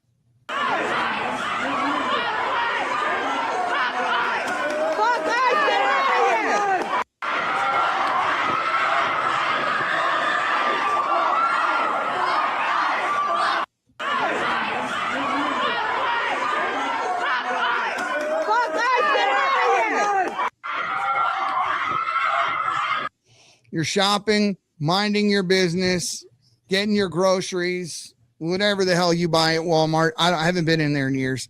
And these kids, and this, believe me, this all started with a teacher. I guarantee you, it started with a teacher, with somebody who knows better, telling these kids that they can do whatever they want in the name of social protest, and that makes it okay as long as it's in the name of social protest. So you go disrupt businesses, destroy private property, tear down law enforcement. I mean, and there's no end. There's no end. We can play these all damn day long. no end to this. Look at these kids. I mean, that kid's probably no less than 10 years old, if that. Back it up for a second. Look at this kid, man. Right here. This kid is probably less than 10. I would go scorched earth if I found out that this is what they were doing with my grandson in school. Right.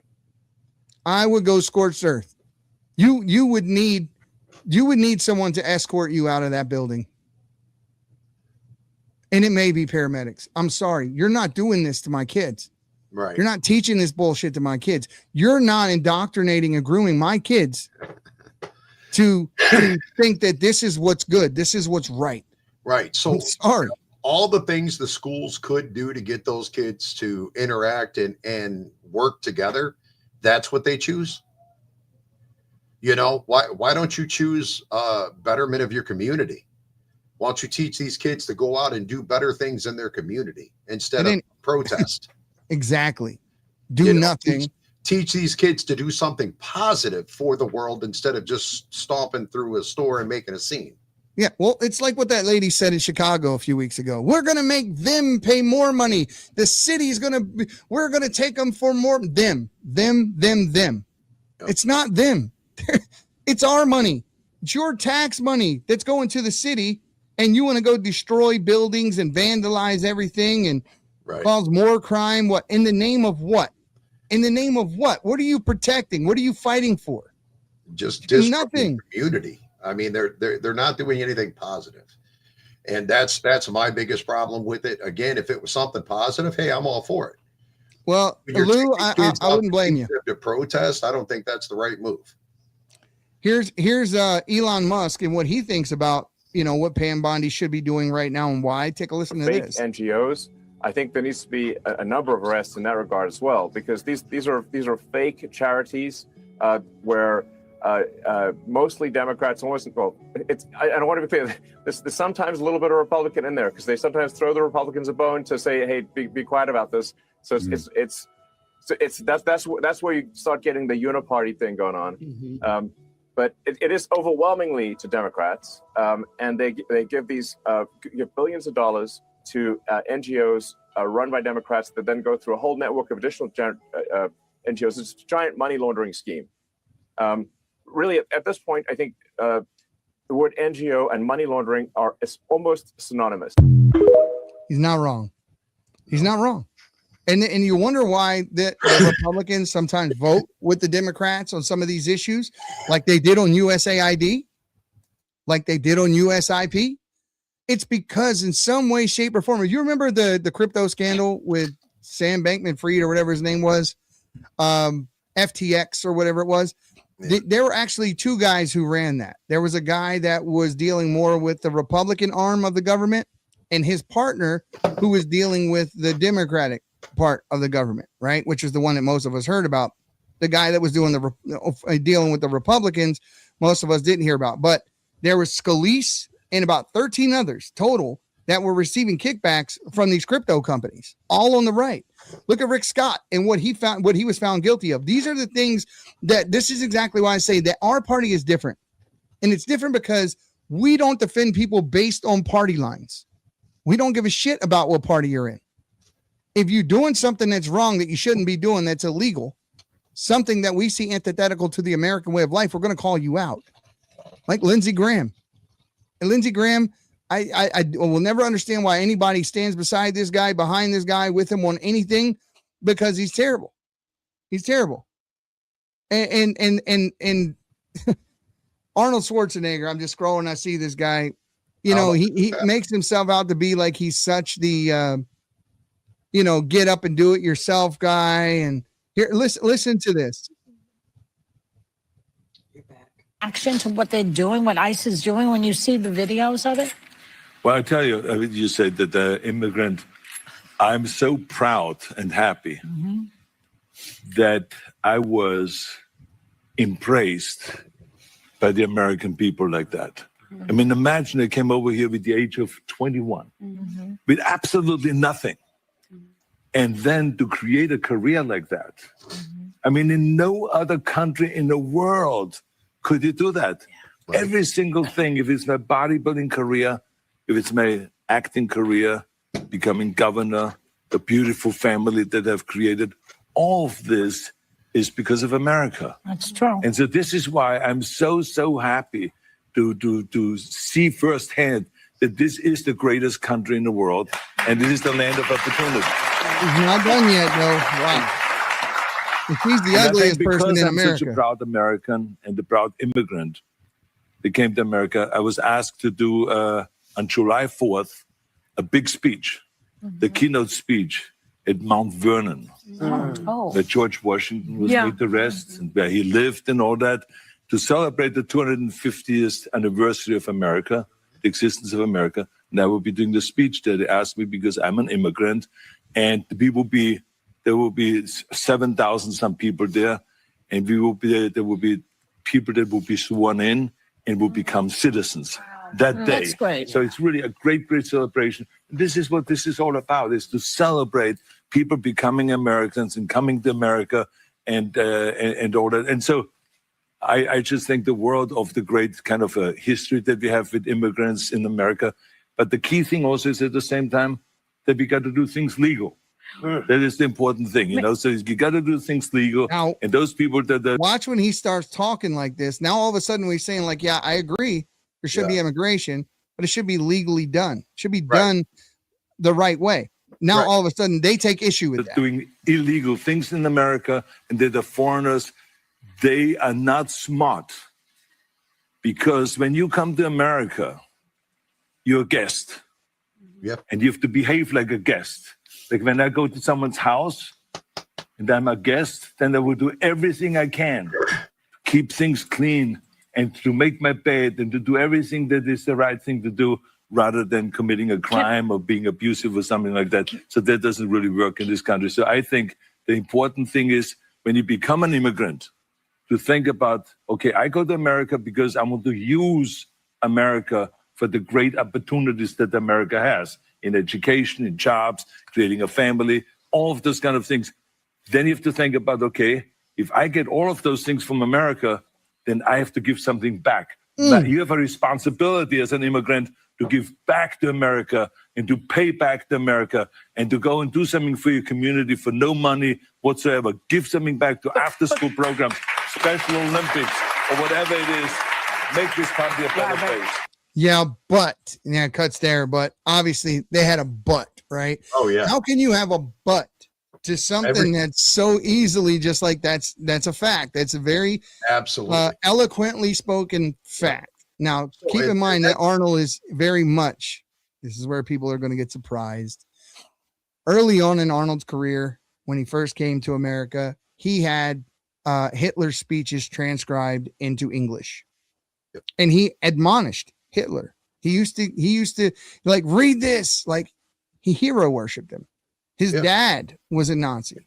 Yep. So he says the things that he needs to say, and he speaks them well. He got around to saying what he wanted to say there. He did it quite eloquently in his broken English, but he did it. Yeah. And he did it in such a way as that anything they said made them look like a fool in response to what he said. Right. But the guy is not who he pretends to be. He's just not. I mean, you have I'm not going to hold it against him for the rest of his life. He's apologized for it. It's his personal business. But if you're really the upstanding guy who cares like that and cares about family and all that, why are you sleeping with your your housekeeper, having a separate family? Dude? Yeah. And boy, she was not attractive either. Man, that was horrible. But I mean, Arnold's story was beautiful. He came here as a very young man, and I mean, he made it. He's got the American dream. Yeah, I mean, he is the poster child of come to America and live the American dream. I mean, you remember Hercules Takes on New York? That was his first movie, and they dubbed his voice. So they had some American guy doing the voice for that movie. There's two of that movie out there. The first one you're probably going to find it's dubbed and it's horrible. And the next one is him. But it was, I think, 10, 15 years later that they actually put out the one with his voice. Yeah, I remember, growing up watching the Conan movies and all of those things and the Terminators. My father-in-law used to watch Terminator once a week. It was crazy. We'd walk into the room and say, "Damn, dude, not again, dude. I can't watch it." Right? So I was a big fan of Arnold as a kid. I mean, Franco Columbo's another one. Those two guys came over here together and they became the American dream. They worked hard and they did everything possible, but they loved this country. And I mean, sometimes they might have loved the maid, but they still love the country.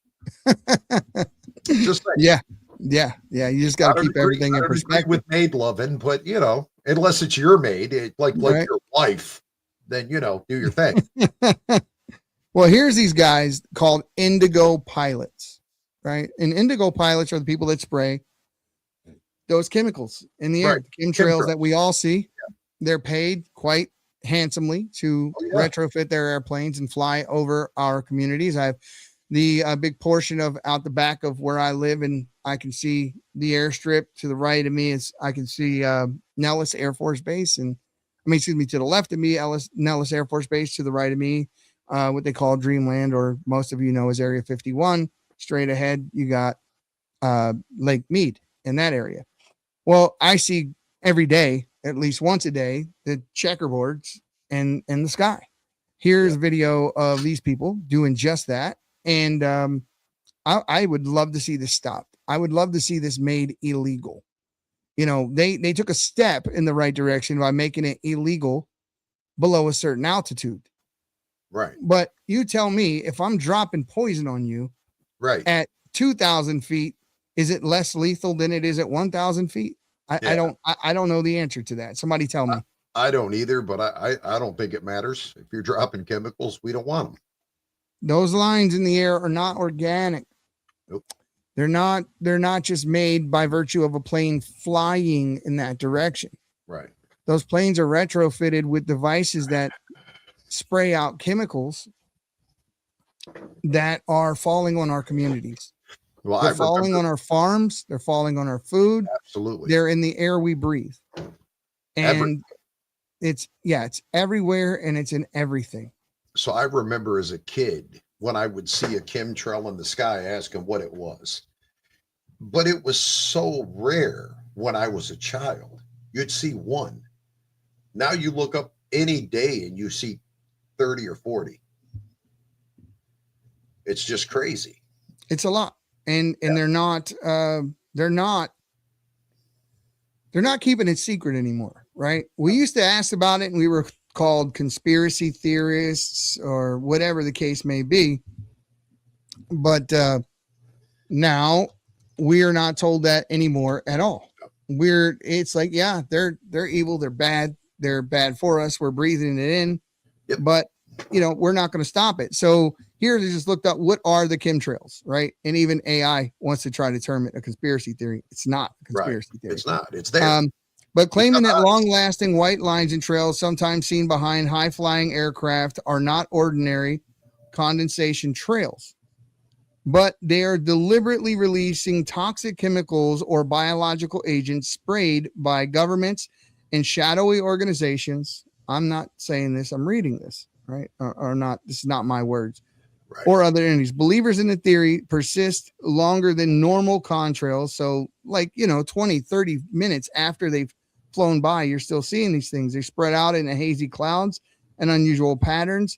They contain harmful substances such as aluminum, barium, strontium, and that sounds like an Italian food, strontium, or even biological agents for the purposes like weather modification, population control, spreading disease, whatever. This is the conspiracy theories rather behind these things, but we know that they're nothing good. And I've heard plenty of people tell me that it is barium, that there is aluminum and heavy metals in these liquids that are being sprayed over top of us. It's terrible. Yeah. Ain't none of it good. But here's the thing. They're poisoning the earth we live on. Exactly. In the air we breathe. But I ask this not just of you, but everybody watching. Everybody watching. How many of you question whether or not there is going to be an eventual head-to-head clash in this country? of the right and those on the left, those fighting for socialism, communism, and big government versus those of us who are fighting for free speech, our Second Amendment rights, and our rights as parents to protect and teach our kids the values we want them to know. How many of you doubt that clash is coming? How many of you doubt that is definitely going to happen? Yeah. You know, so you and I have talked about it, and I believe you're 100% right. I believe that the moment it's announced that it's here, it's going to be on you like white on rice. And it all ties into this, chemtrails, going after our kids, right? Going after our communities, going after all these types of things. Yeah, it all seems separate, right? It all seems like separate entities, separate things, separate fights, but it's not. No. It's one and the same. It is big government, shadowy figures behind the scenes using these devices to invade your home, your house, control your kids, what you think, what you do, what you're allowed to do. And they're doing it with the food you eat. They're doing it by what they indoctrinate your children with at school. They're doing it by keeping information from you that would have you be able to make better decisions for yourself and your family. You know, they withhold so much. And then they wonder, why are there so many conspiracy theories? Because you're not transparent. Right. You're the one that's not transparent. Now, let's go over and talk about this real quick. We'll end it here. Rudy Giuliani, he was saying that there were some problems in Georgia, problems with the election, problems that, he was taken to court. He was taken for, well, it was over $100 million he was taken for. And turns out years later now that he was vindicated, that the claims that he was making were actually true. Take a look. Did he get his money back? That's what they're saying, that he should get his money back. Here it is. Absolutely. I've not seen the tapes myself, but we do not dispute that the tapes were not signed. It was a violation of the rule. Since 2020, again, we have new leadership and a new building and a new board and new standard operating procedures. And since then, the training has been enhanced. The poll watchers are trained specifically. They've got to sign the tapes in the morning, and they've got to sign the tapes when they're run at the end of the day.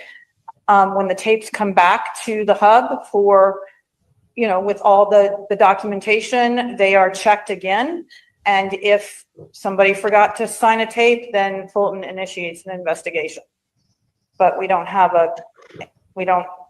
dispute the allegation. They don't dispute the allegation. The allegation is just like what it says there. There were 350,000 votes that were fraudulently counted. And now they're no longer disputing that is the fact. This guy was charged with 13 felonies, made to pay over $100 million in restitution, had his name dragged through the mud, made to sound like a conspiracy theorist. And anybody else who was talking about, problems in our elections, they were shut down, deplatformed, given strikes, kicked off the internet, depending on what platform you were on, because we all know this is a day and age where there are two things we can't talk about: vaccines and elections.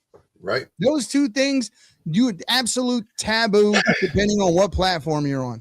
Right. Even if you bring the facts. Why? Because people in very powerful positions don't want you exposing what they're doing. Right. So here's what I think they should do. I think they should give Rudy Giuliani his money back, but as like a kicker, let's make Silverbell happy, and let's have Rudy take his old job back. That'd be nice. You know what I'm saying? Just throwing that out there. Give him his money back. Give him New York for a few years. Let him straighten it all out, and then send him out his happy retirement with his pockets full.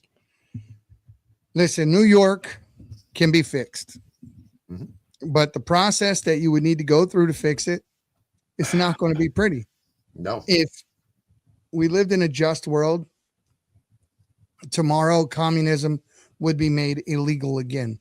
Those who practice it, admonish it, preach about it, would be put in prisons. Yeah. Tomorrow, because socialism, communism, and socialism are sedition. They are sedition. So when you're out there preaching, I want socialism, I want communism, you're saying, I want to get rid of the American Constitution. I want to get rid of the thing that made us great. I want to destroy what we have, and I'd rather have this instead, because the two cannot coexist. They absolutely, we live in a day and an age where I think stop and frisk is absolutely unconstitutional. But I know for a fact, because seeing the outcome of how the country was and how Rudy Giuliani fixed New York once before, that's what it took. That's exactly what it took. It took those type of tactics in order to fix the country. Crime plummeted under Rudy Giuliani. The streets were cleaned up, right? I want to see that again. I want to see that again. And I want to see all of these. I'm sorry? I'd like to see that nationwide. Nationwide. Absolutely. If you're out here preaching communism or you're preaching anti-government rhetoric, you should go to prison. Yep. You should go to prison. If you hold political office and you do it, you should be immediately removed. Right. And put in prison. And put in prison. Right. Because when you're elected to that office, it's like being a teacher. you are more responsible. So in a person that is more responsible, you should be held to a higher standard of accountability. Your punishment should be worse, not lighter, not easier, but worse. Right. Absolutely. Right. I agree. So there is a time to say, yeah, I want small government. I don't want big government. And I damn sure don't want the government to tell me what's good for me or what I should believe or what I should practice, what I can say, what I can't say, any of that. But that's exactly what the left is fighting for. Right. Rage against the machine turned into rage for the machine.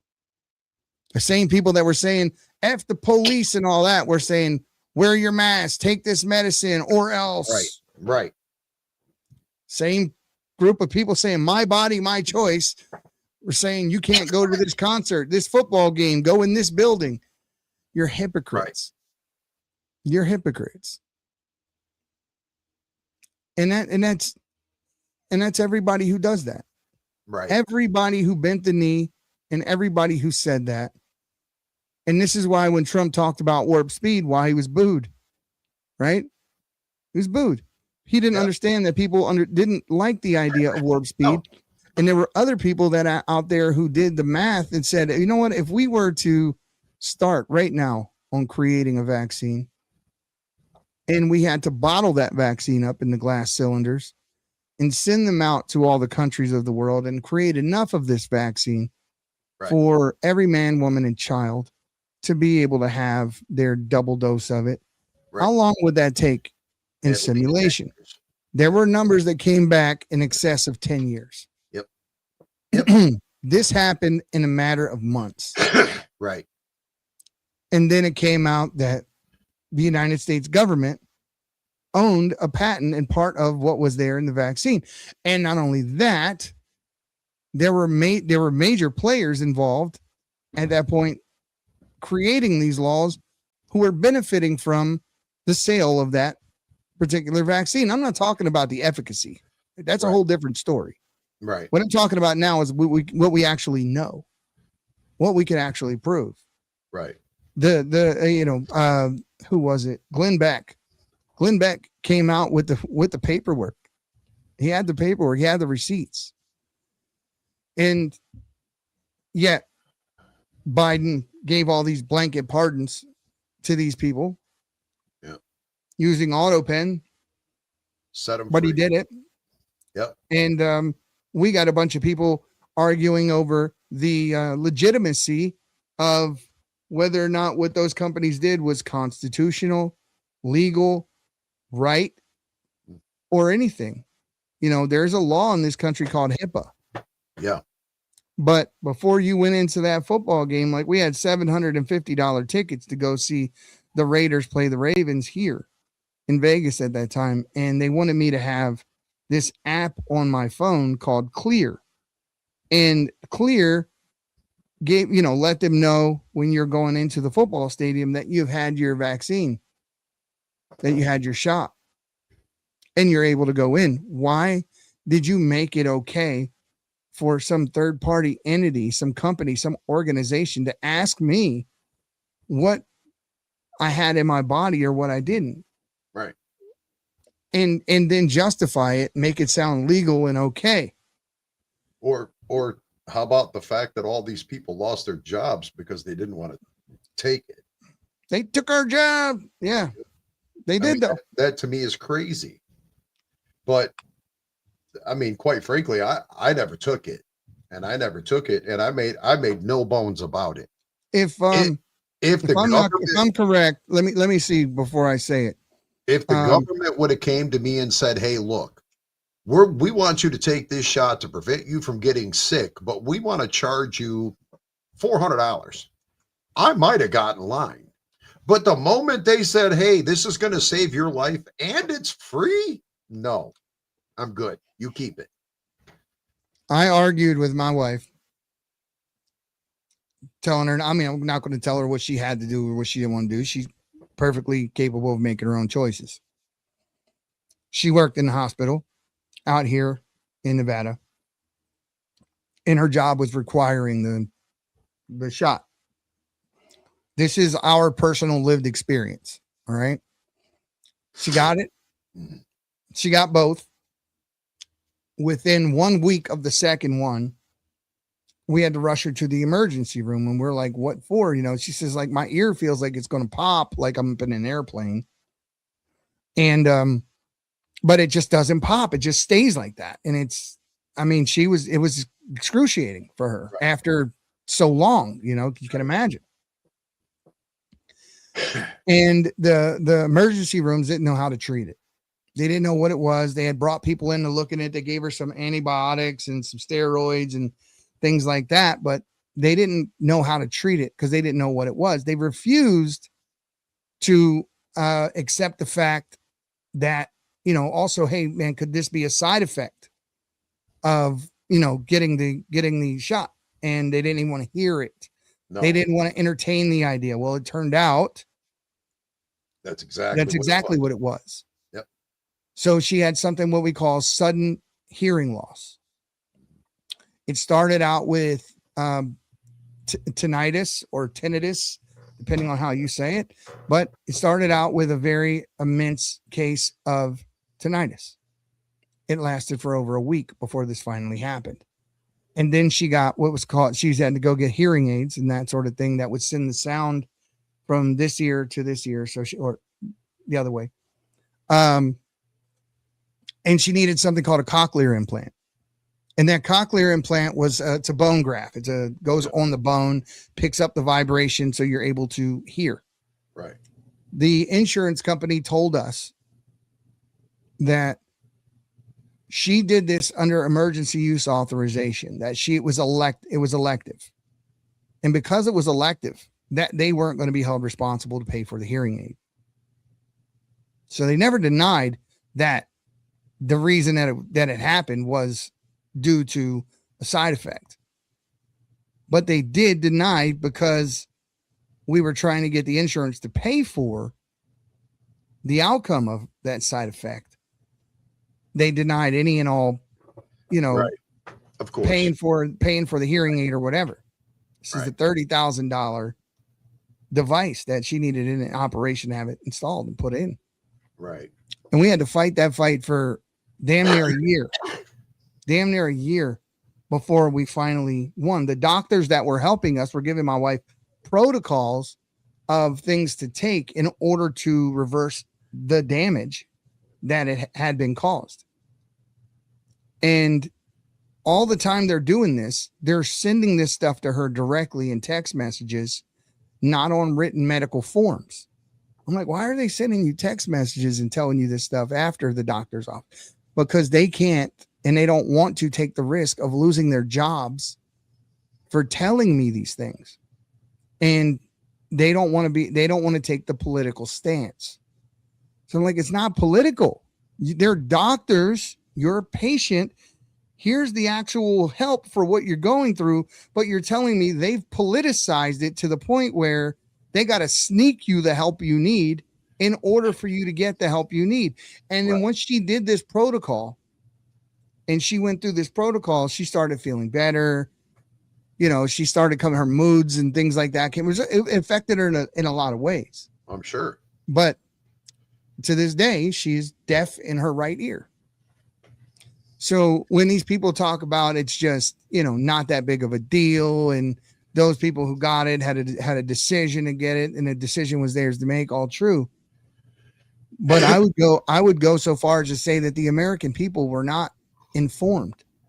They weren't told everything that they need. Matter of fact, a lot of the pamphlets that they were given, like when you go get any type of thing, azithromycin, anything from the pharmacy, you get a pamphlet and you can read all about it. You know, a lot of language that you don't understand, but it's full of all these, you know, big words, and there's so much information in there.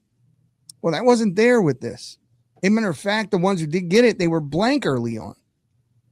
Go look at how the military had to reinstate so many of the people that they dishonorably discharged and give them back pay. Because they weren't trying to give people religious exemptions.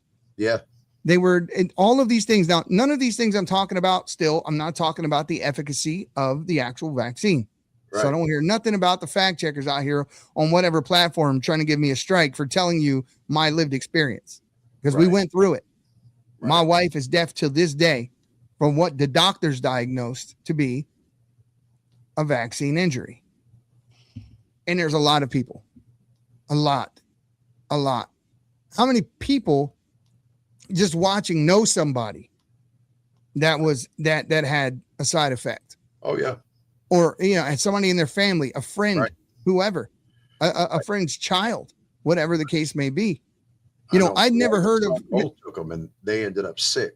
You know what SADS is? Yeah. You're talking about okay, go ahead. Sudden adult death syndrome. Okay. So yeah.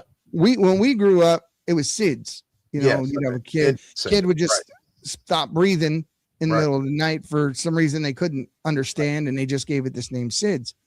Well, then we started seeing people, adults that would athletes that are healthier than you and me put together, falling over with heart attacks. Now, no, we don't know what caused it. We have no idea. But all we knew, it was a new phenomenon. Like the female comedian that got up there talking about, I'm I double protected. God can't even take me down, and then passed out. Right? Yeah. You don't never test God, bro. She shouldn't have said that. Never test God. Yeah. She said, I'm double protected. God can't even take me. And wow. Bet. Wrong answer. Wrong answer. Exactly. And she looked like, a matter of fact, let's take a look at her. Yeah.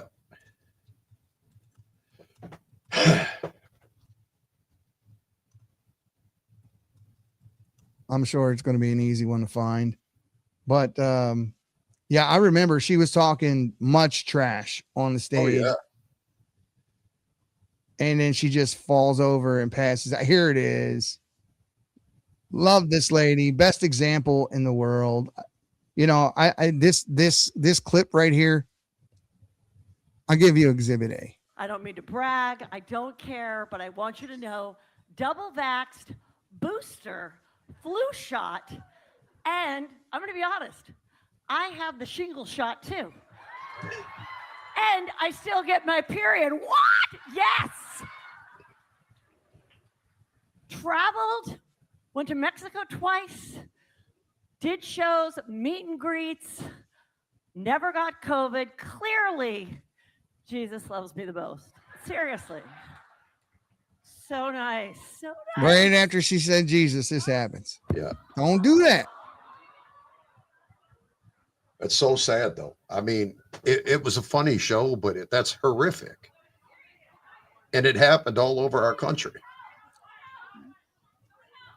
Well, I can't say just our country. I mean, I don't know where it all happened, but this kind of thing happened everywhere after that. It happened in a lot of places. Yeah. And the reality is everybody acts like it has nothing to do with each other. Well, funny, that wasn't happening until then. Well, I don't know, but it's very suspect. Let's put it that way.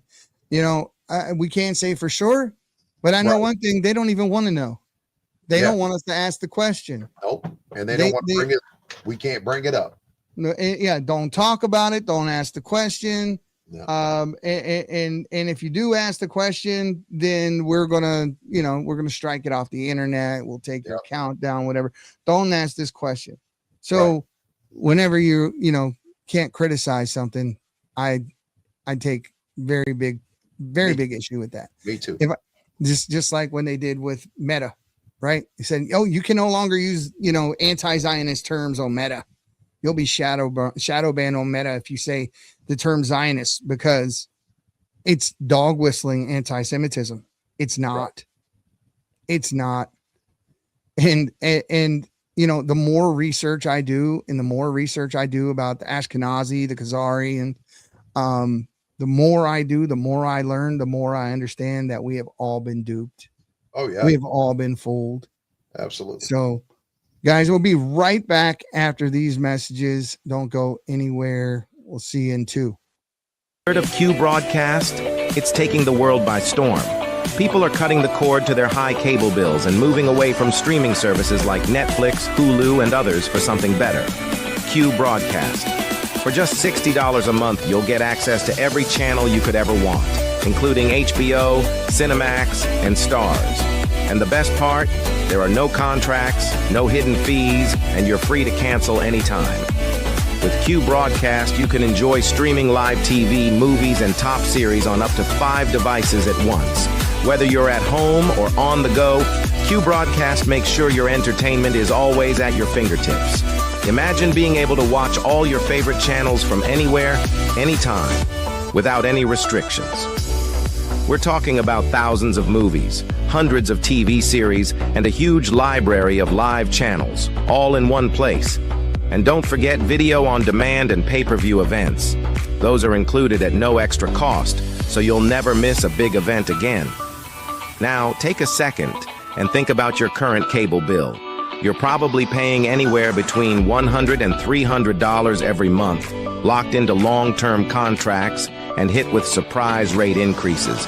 With Q Broadcast, that's a thing of the past. It's just $60 a month. No contracts, no extra fees, no hidden costs, and no price hikes. Why juggle multiple subscriptions like Netflix, Hulu, and cable when Q Broadcast gives you everything you need in one convenient package? People everywhere are switching to Q Broadcast, saving money and getting more content than ever before. So, what are you waiting for? Click the link in the description and sign up for Q Broadcast today. Just $60 a month, no contracts, no hidden fees. It's time to take control of your entertainment and start streaming smarter.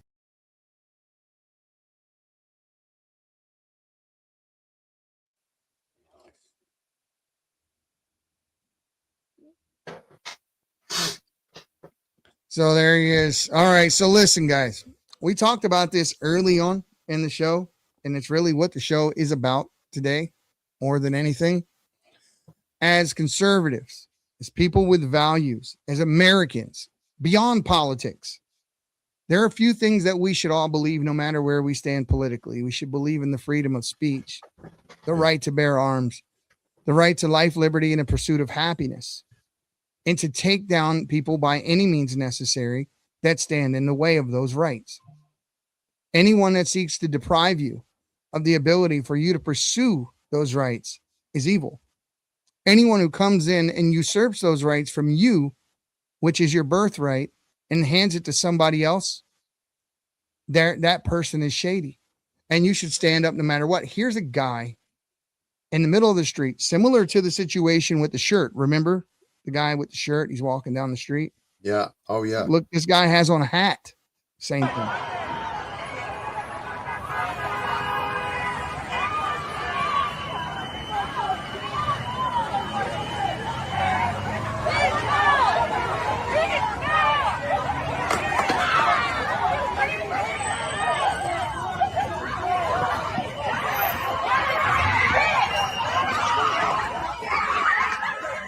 This poor guy has a mob of people chasing him because of his hat.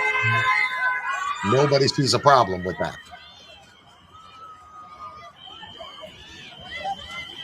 This is what the left has created.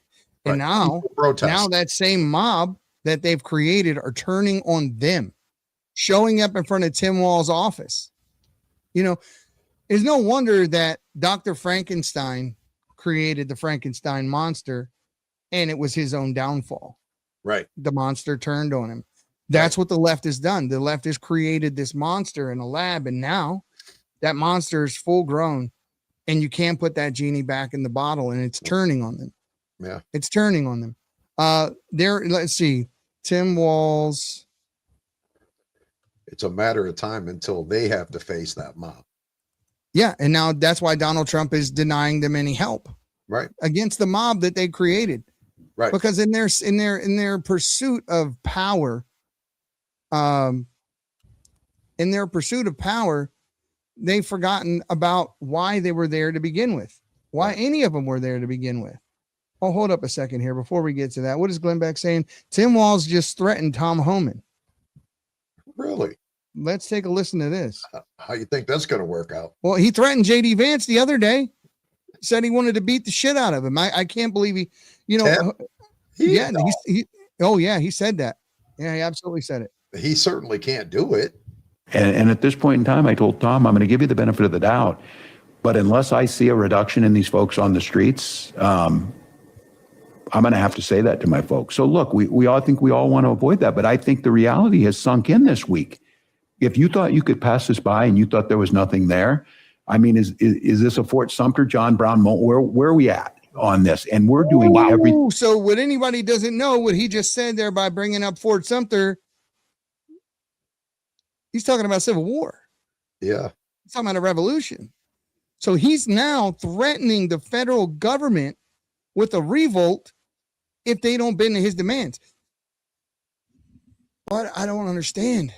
What part of this is okay? What more of a case do they need to build? That statement right there is seditious. Yeah. Well, I'm like, my brain is frozen from that. I'm sitting here like, did he just say that? I'm just so frustrated, bro. I don't get it. What are we waiting for? And inaction at this moment is irresponsible. You know, if anyone in that administration is listening, if this gets clipped and sent out to anyone who's from that administration, what the are you doing? Why are you sitting on your hands? The governors are threatening you with revolution. Brandon Johnson is threatening the federal government. Freaking Gavin Newsom has got $76 billion in fraud. Why don't we see anything happening? What are you waiting for? That's what I've been screaming. I mean, and I know you've screamed it. We all keep screaming it. I think everybody wants it for the most part, but nobody. I keep hearing about the chess. I keep hearing about the believe and trust the process. I keep hearing all of that. That statement alone is enough to have him indicted and put in prison. He should have his office stripped of him. Absolutely. Right now. Just from that statement alone. That statement alone is sedition. He should be impeached immediately. Right. And I have said it time and time again. The way you win this is stop. We're doing everything right. Is this a Fort Sumter, John Brown moment? What is this? Okay, let me just for those who don't remember history, because it was boring when you were taught. Fort Sumter happened in 1861. And that was South Carolina saying, get them. The federal government had Fort Sumter. They used an organized force against the federal government and attacked Fort Sumter. That was the beginning of the Civil War, okay? So when he says, is this a Fort Sumter moment? He's implicitly saying this is the opening shot of an organized resistance against federal authority. That matters.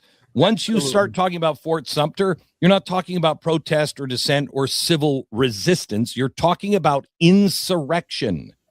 And by the way, Tim, that puts you as a Confederate. It just doesn't put you on their good. I never thought about it that way. But we all know that the Confederates were Democrats. You know, that's exactly what one turned into the other. Right. So there was no party switch. That's the bullshit the people on the left try to do to try to justify why they back up the left. Never happened. There was no party switch. It was one person who moved from New York to Texas who changed parties. We never switched parties. Right. Our values remain the same. There is not one Republican in history that ever owned a slave. Not one. And less than 5% of the American population owned slaves. And the companies that ran those slaves into this country are the same ones who redlined the black community and kept them from moving into certain neighborhoods, places, getting loans and doing whatever. They're still in business. Right. If you want to go after them for issues, if you want to go after them for, what do they call that, reparations or whatever, go for it. But it's them you need to be going after. It's JP Morgan, Chase. You know how those companies started out? They weren't banks. No. They were shipping lines. Brokers. JP Morgan was a shipping line. Right. And that's how he got his money. Right. And that's how this is crazy. The winning side, that makes you a Confederate. Then he follows that with, is this Fort Sumter? Is this a John Brown moment? John Brown now, because we're so historically illiterate, we think, oh, well, John Brown was an abolitionist. Yeah, he was an abolitionist that even Abraham Lincoln distanced himself from. He was an abolitionist, and he was his moral conviction was everything that motivated him. But he was willing to use lethal force.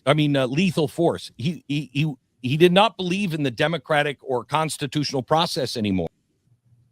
I got to be honest with you. And I'm not saying it for the same reason Walls said it. But it seems to me that they're trying to use the Constitution that is protecting you and I. They're trying to misuse it as a way to protect the criminals. Right. What I'm telling you is that I want the federal government and the military shoulder to shoulder, starting on the East Coast, coming west, and removing anything that doesn't belong here. By any means necessary. I want them started on each side and meet in the middle. You meet in the middle. Yeah, we'll meet. I'll see you in Texas, right? Because if you just start on one side, you're giving people a chance to go hide. Start in the middle and push them all. Start on the outside, push them all in. Exactly. Get them all in, contain them, put them wherever they go. And if they want to come back, have it done the right way. Not saying that in my opinion, we got enough people over here. We don't need a whole bunch more. No, I think we need to put a fire marshal at the border and say the club is full. Right. Sorry. Capacity. Yeah, we're at capacity. Right. Let's see. Protests against Tim Walz. I can't find it. Oh, yeah, here it is.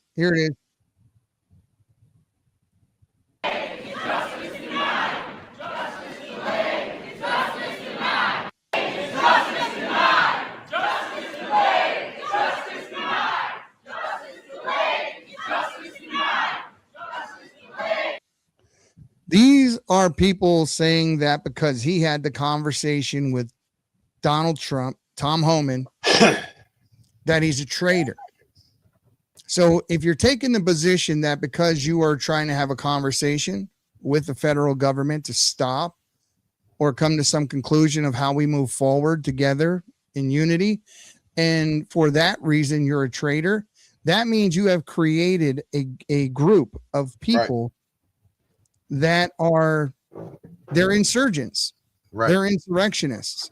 They have in their minds, they have a community that doesn't want to adhere to the laws of our country that were created by people saying the insightful things that were said by Jacob Fry, Ilhan Omar, and Tim Walz.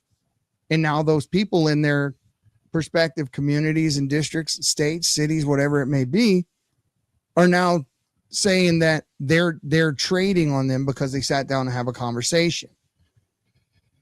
So at what point do we say, enough is enough? We've seen enough. We've heard enough. Send in the troops. Right. Lock these people up. Fill up those damn FEMA camps. Oh, Fill them up. Yeah. So I agree that's ridiculous. I mean, the more you see it, the more you think about it. And what really gets me is the people that says, oh no, they're okay to say that. Look at what they're saying and what it means. They're not okay to say that. It's not. It's not good. It's not going to benefit this country for the positive in any way. So I'm looking for these FEMA camps. There's an account online called Exposing FEMA Camps. There's 31 posts on it, but not one picture of a FEMA camp. I don't know whose account that is, but if you're going to call your account Exposing FEMA Camps, how about you have at least one picture of a damn FEMA camp? That would be a good start, at least to me. Well, I mean, the information's out there. Anybody that wants to see those camps can find them. Yeah, there are tons every damn where. There are tons of them. Now, I remember back when I used to like Jesse Ventura before I found out he was a liberal douchebag, along with Willie Nelson, people that I absolutely have lost all respect for. Here's a great picture of a FEMA camp. And during Biden's tenure as president, Alejandro Mayorkas hit up the Congress. I want to say it was over 100 different times for more money to build more of these camps. Yep. And we were starting to get worried about what were these camps intended for. We're not housing anybody in these camps. As you see, these are small communities, what looks to be like some single wide, some double wide trailers. And it's a pretty big one, surrounded by fences, surrounded by barbed wire and armed guards. And they're all across the entire country from one side to the other. And they also happen to be right along the railroads. Can you pull up the close-up pictures of any of those?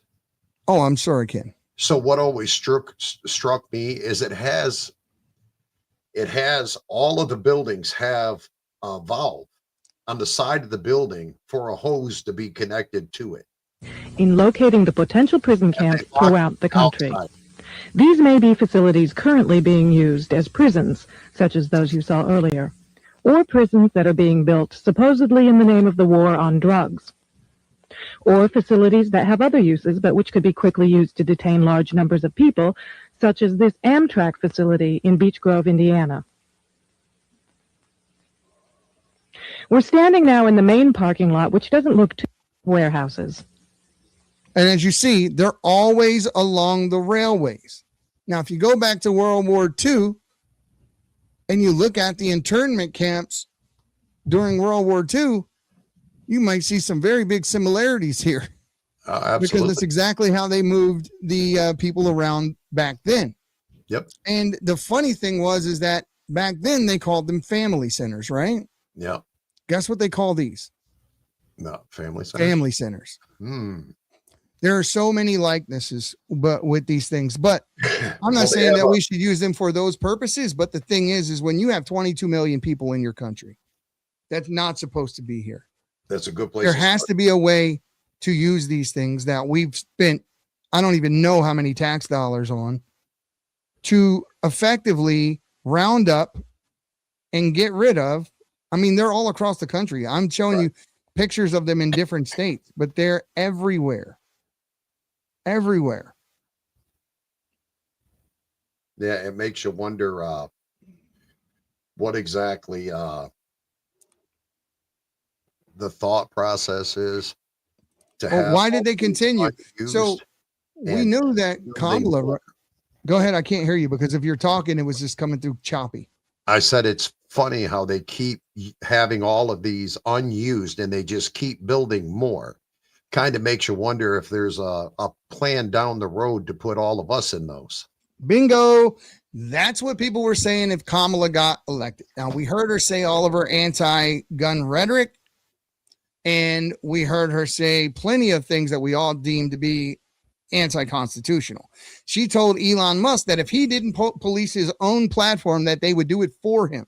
Right. We know that the Biden administration had its hand slapped by District Court 5 in federal court for encroaching on the First Amendment rights of its citizens. Now, the social media platforms didn't get in trouble, but he did.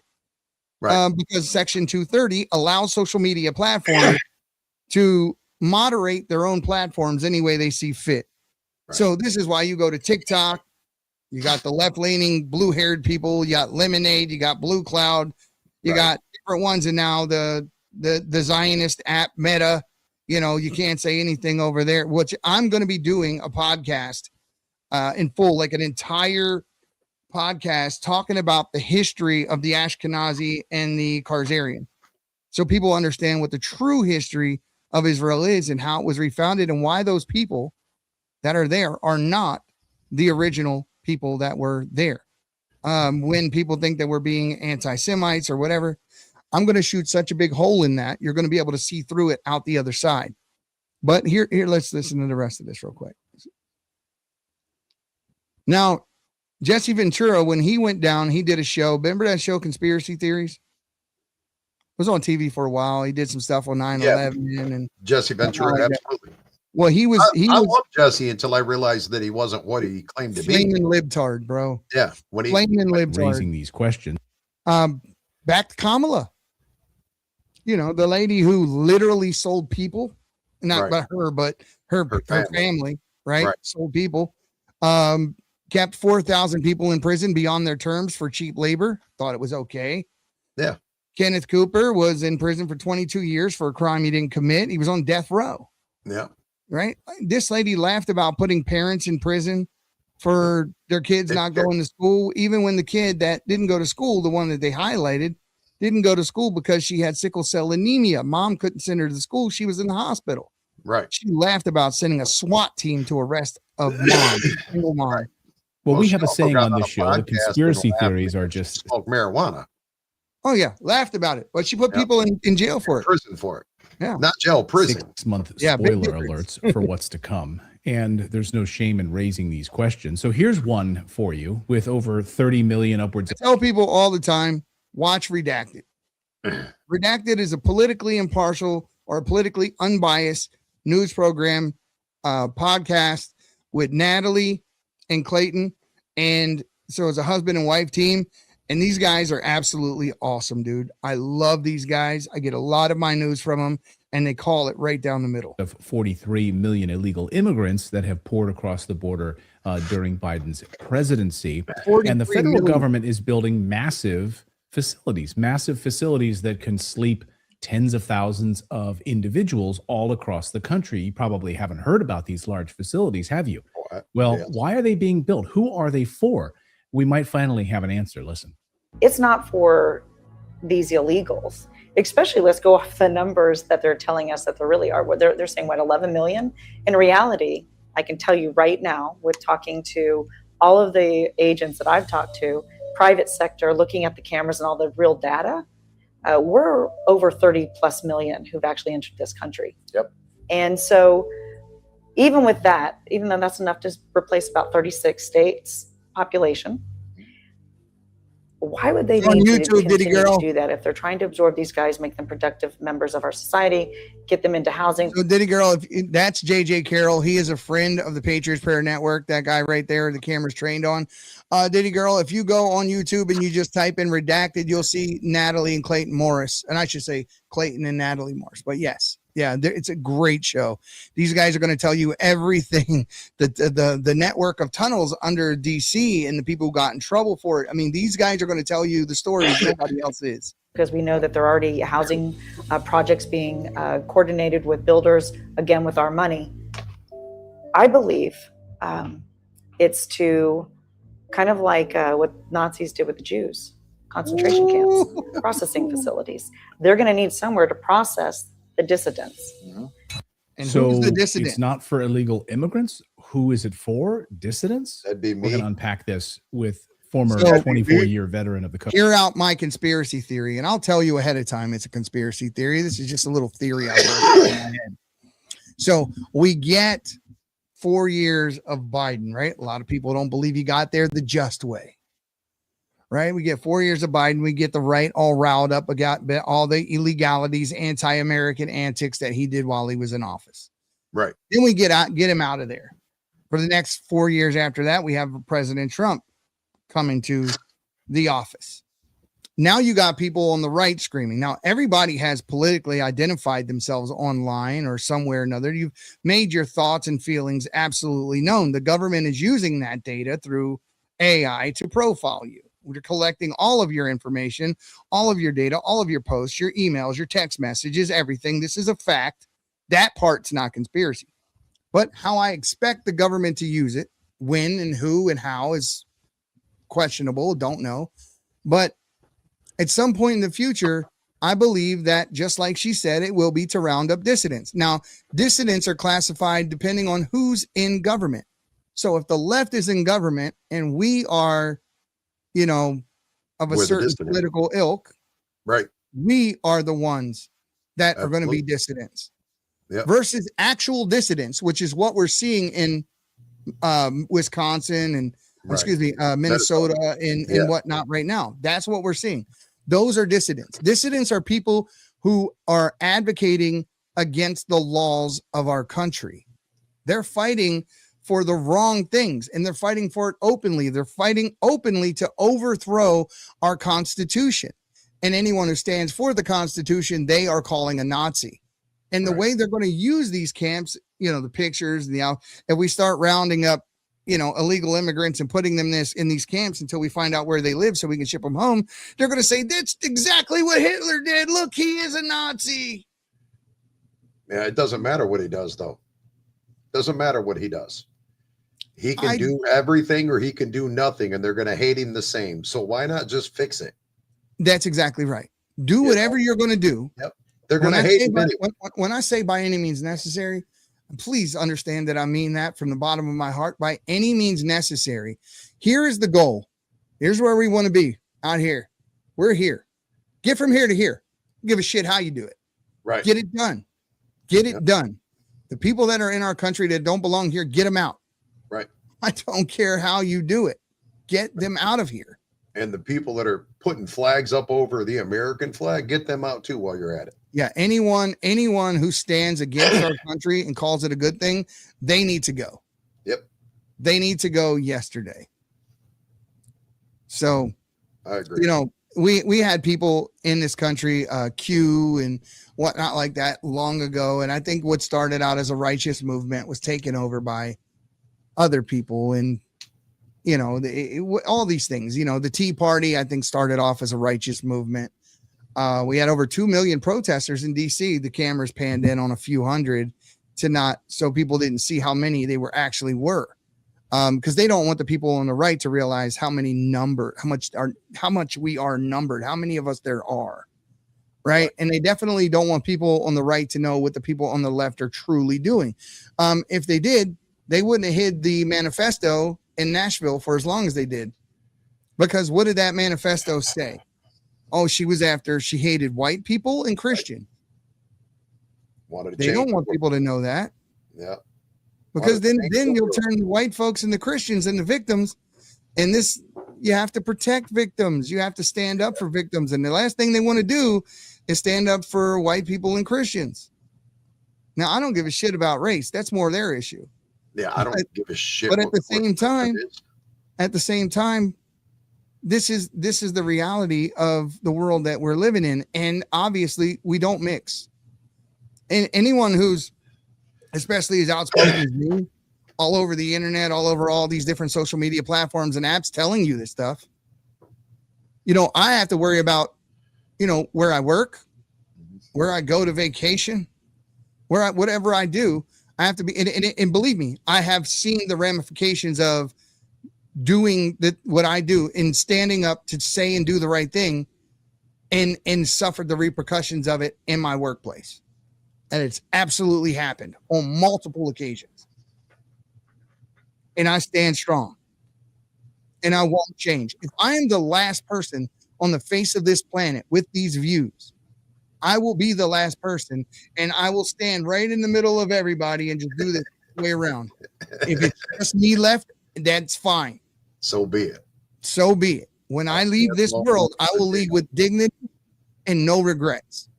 Right. I know I don't live forever outside of the fact that I believe in eternal life beyond this one, but I know that this life comes to an end at some point.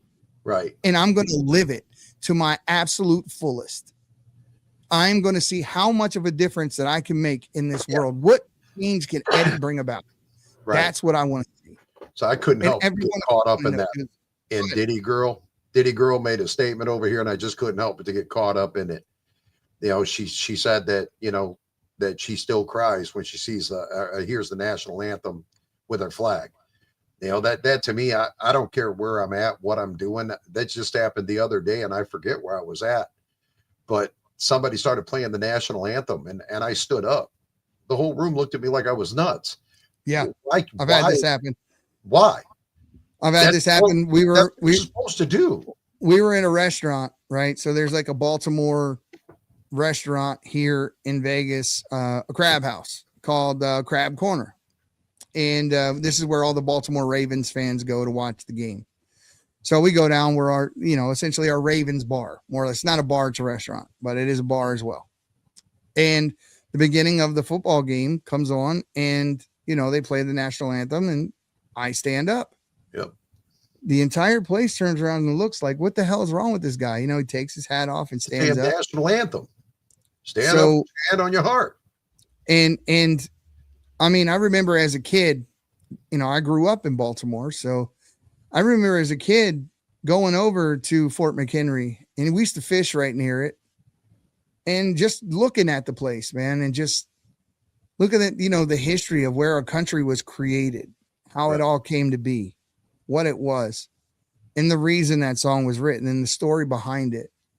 There's so much involved in that for these pussy ass fools, these ones right here, to ruin something that people risk their life.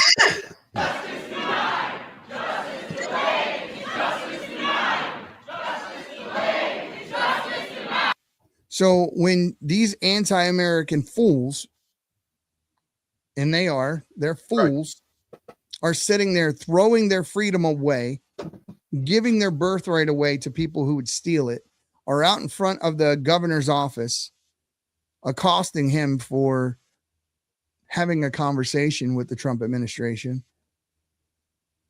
It's ridiculous. It's stupid. I mean, that's a hell of a stand. That just tells you exactly where they stand. They just not about this country. Exactly. And anybody, again, that's when they walk out of that building, they should be gathered up and removed from this country immediately. If you don't stand with this country, then stand with the country you stand with. We knew that, going to the World Cup and that sort of thing was something that people of this country typically, we don't, it's not our big sport. We're not soccer, but the people that are from those countries that have snuck in here, that is their thing. Right. So if I was ICE and I was being strategic, I would be at the World Cup and I would be checking IDs on the way in. And yet these people want to protest the World Cup and don't want to talk about the World Cup because they don't want these people to be. I mean, if you're a legal citizen and you came here legally and you're going to a game with your family, God bless you. Do it. But there is no reason except the wrong reason to be worried about ICE protecting this event. Right. If you're protesting, then you're a criminal because you're protesting for criminals. Right. If you protect a criminal, you are a criminal. Yeah, they don't see it that way, though. That's the problem. They don't see that they're breaking laws. They're impeding in investigations. What they're doing is criminal. They don't see it that way because their leaders told them it's not that way. So therefore, you start with the leaders. Let them see all their leaders get pulled out and put in handcuffs. I bet you those protests stop pretty quick. Yeah, you cut the head off the snake. Yeah. You take cut the head off the snake. You take them out of office and put them in handcuffs, walk them out, let all those protesters see it. I bet you all that shit will be done in a day. Give me the office for one day. I would have Rashida Tlaib, Cory Booker, Hakeem Jeffries, AOC, Tim Walz, all these guys. They'd be out of office that day. Yeah, Kennedy, that day. I love Kennedy, his standpoint on AOC about some of the funniest stuff you ever wanted to watch. He said she's the reason they put directions on the shampoo bottle. On shampoo. That's awesome. That's awesome. I love him. I mean, do I think things could be a lot better? Absolutely. But I love the fact that he brings comedy to it. Well, dude, he is a joke. I mean, in all honesty, he is a joke. Before all this, I was looking up the amount of Americans that took the vaccine. 81%. So only about 19% of Americans refused. Right. 81%. Do you understand that? And then fully vaccinated is it's 70%. Right. That means only 20 to 30% of people in this country and had the guts to say no. That'll be the percentage in the camps. Yeah. Well, there you go. The ones guys that won't assimilate.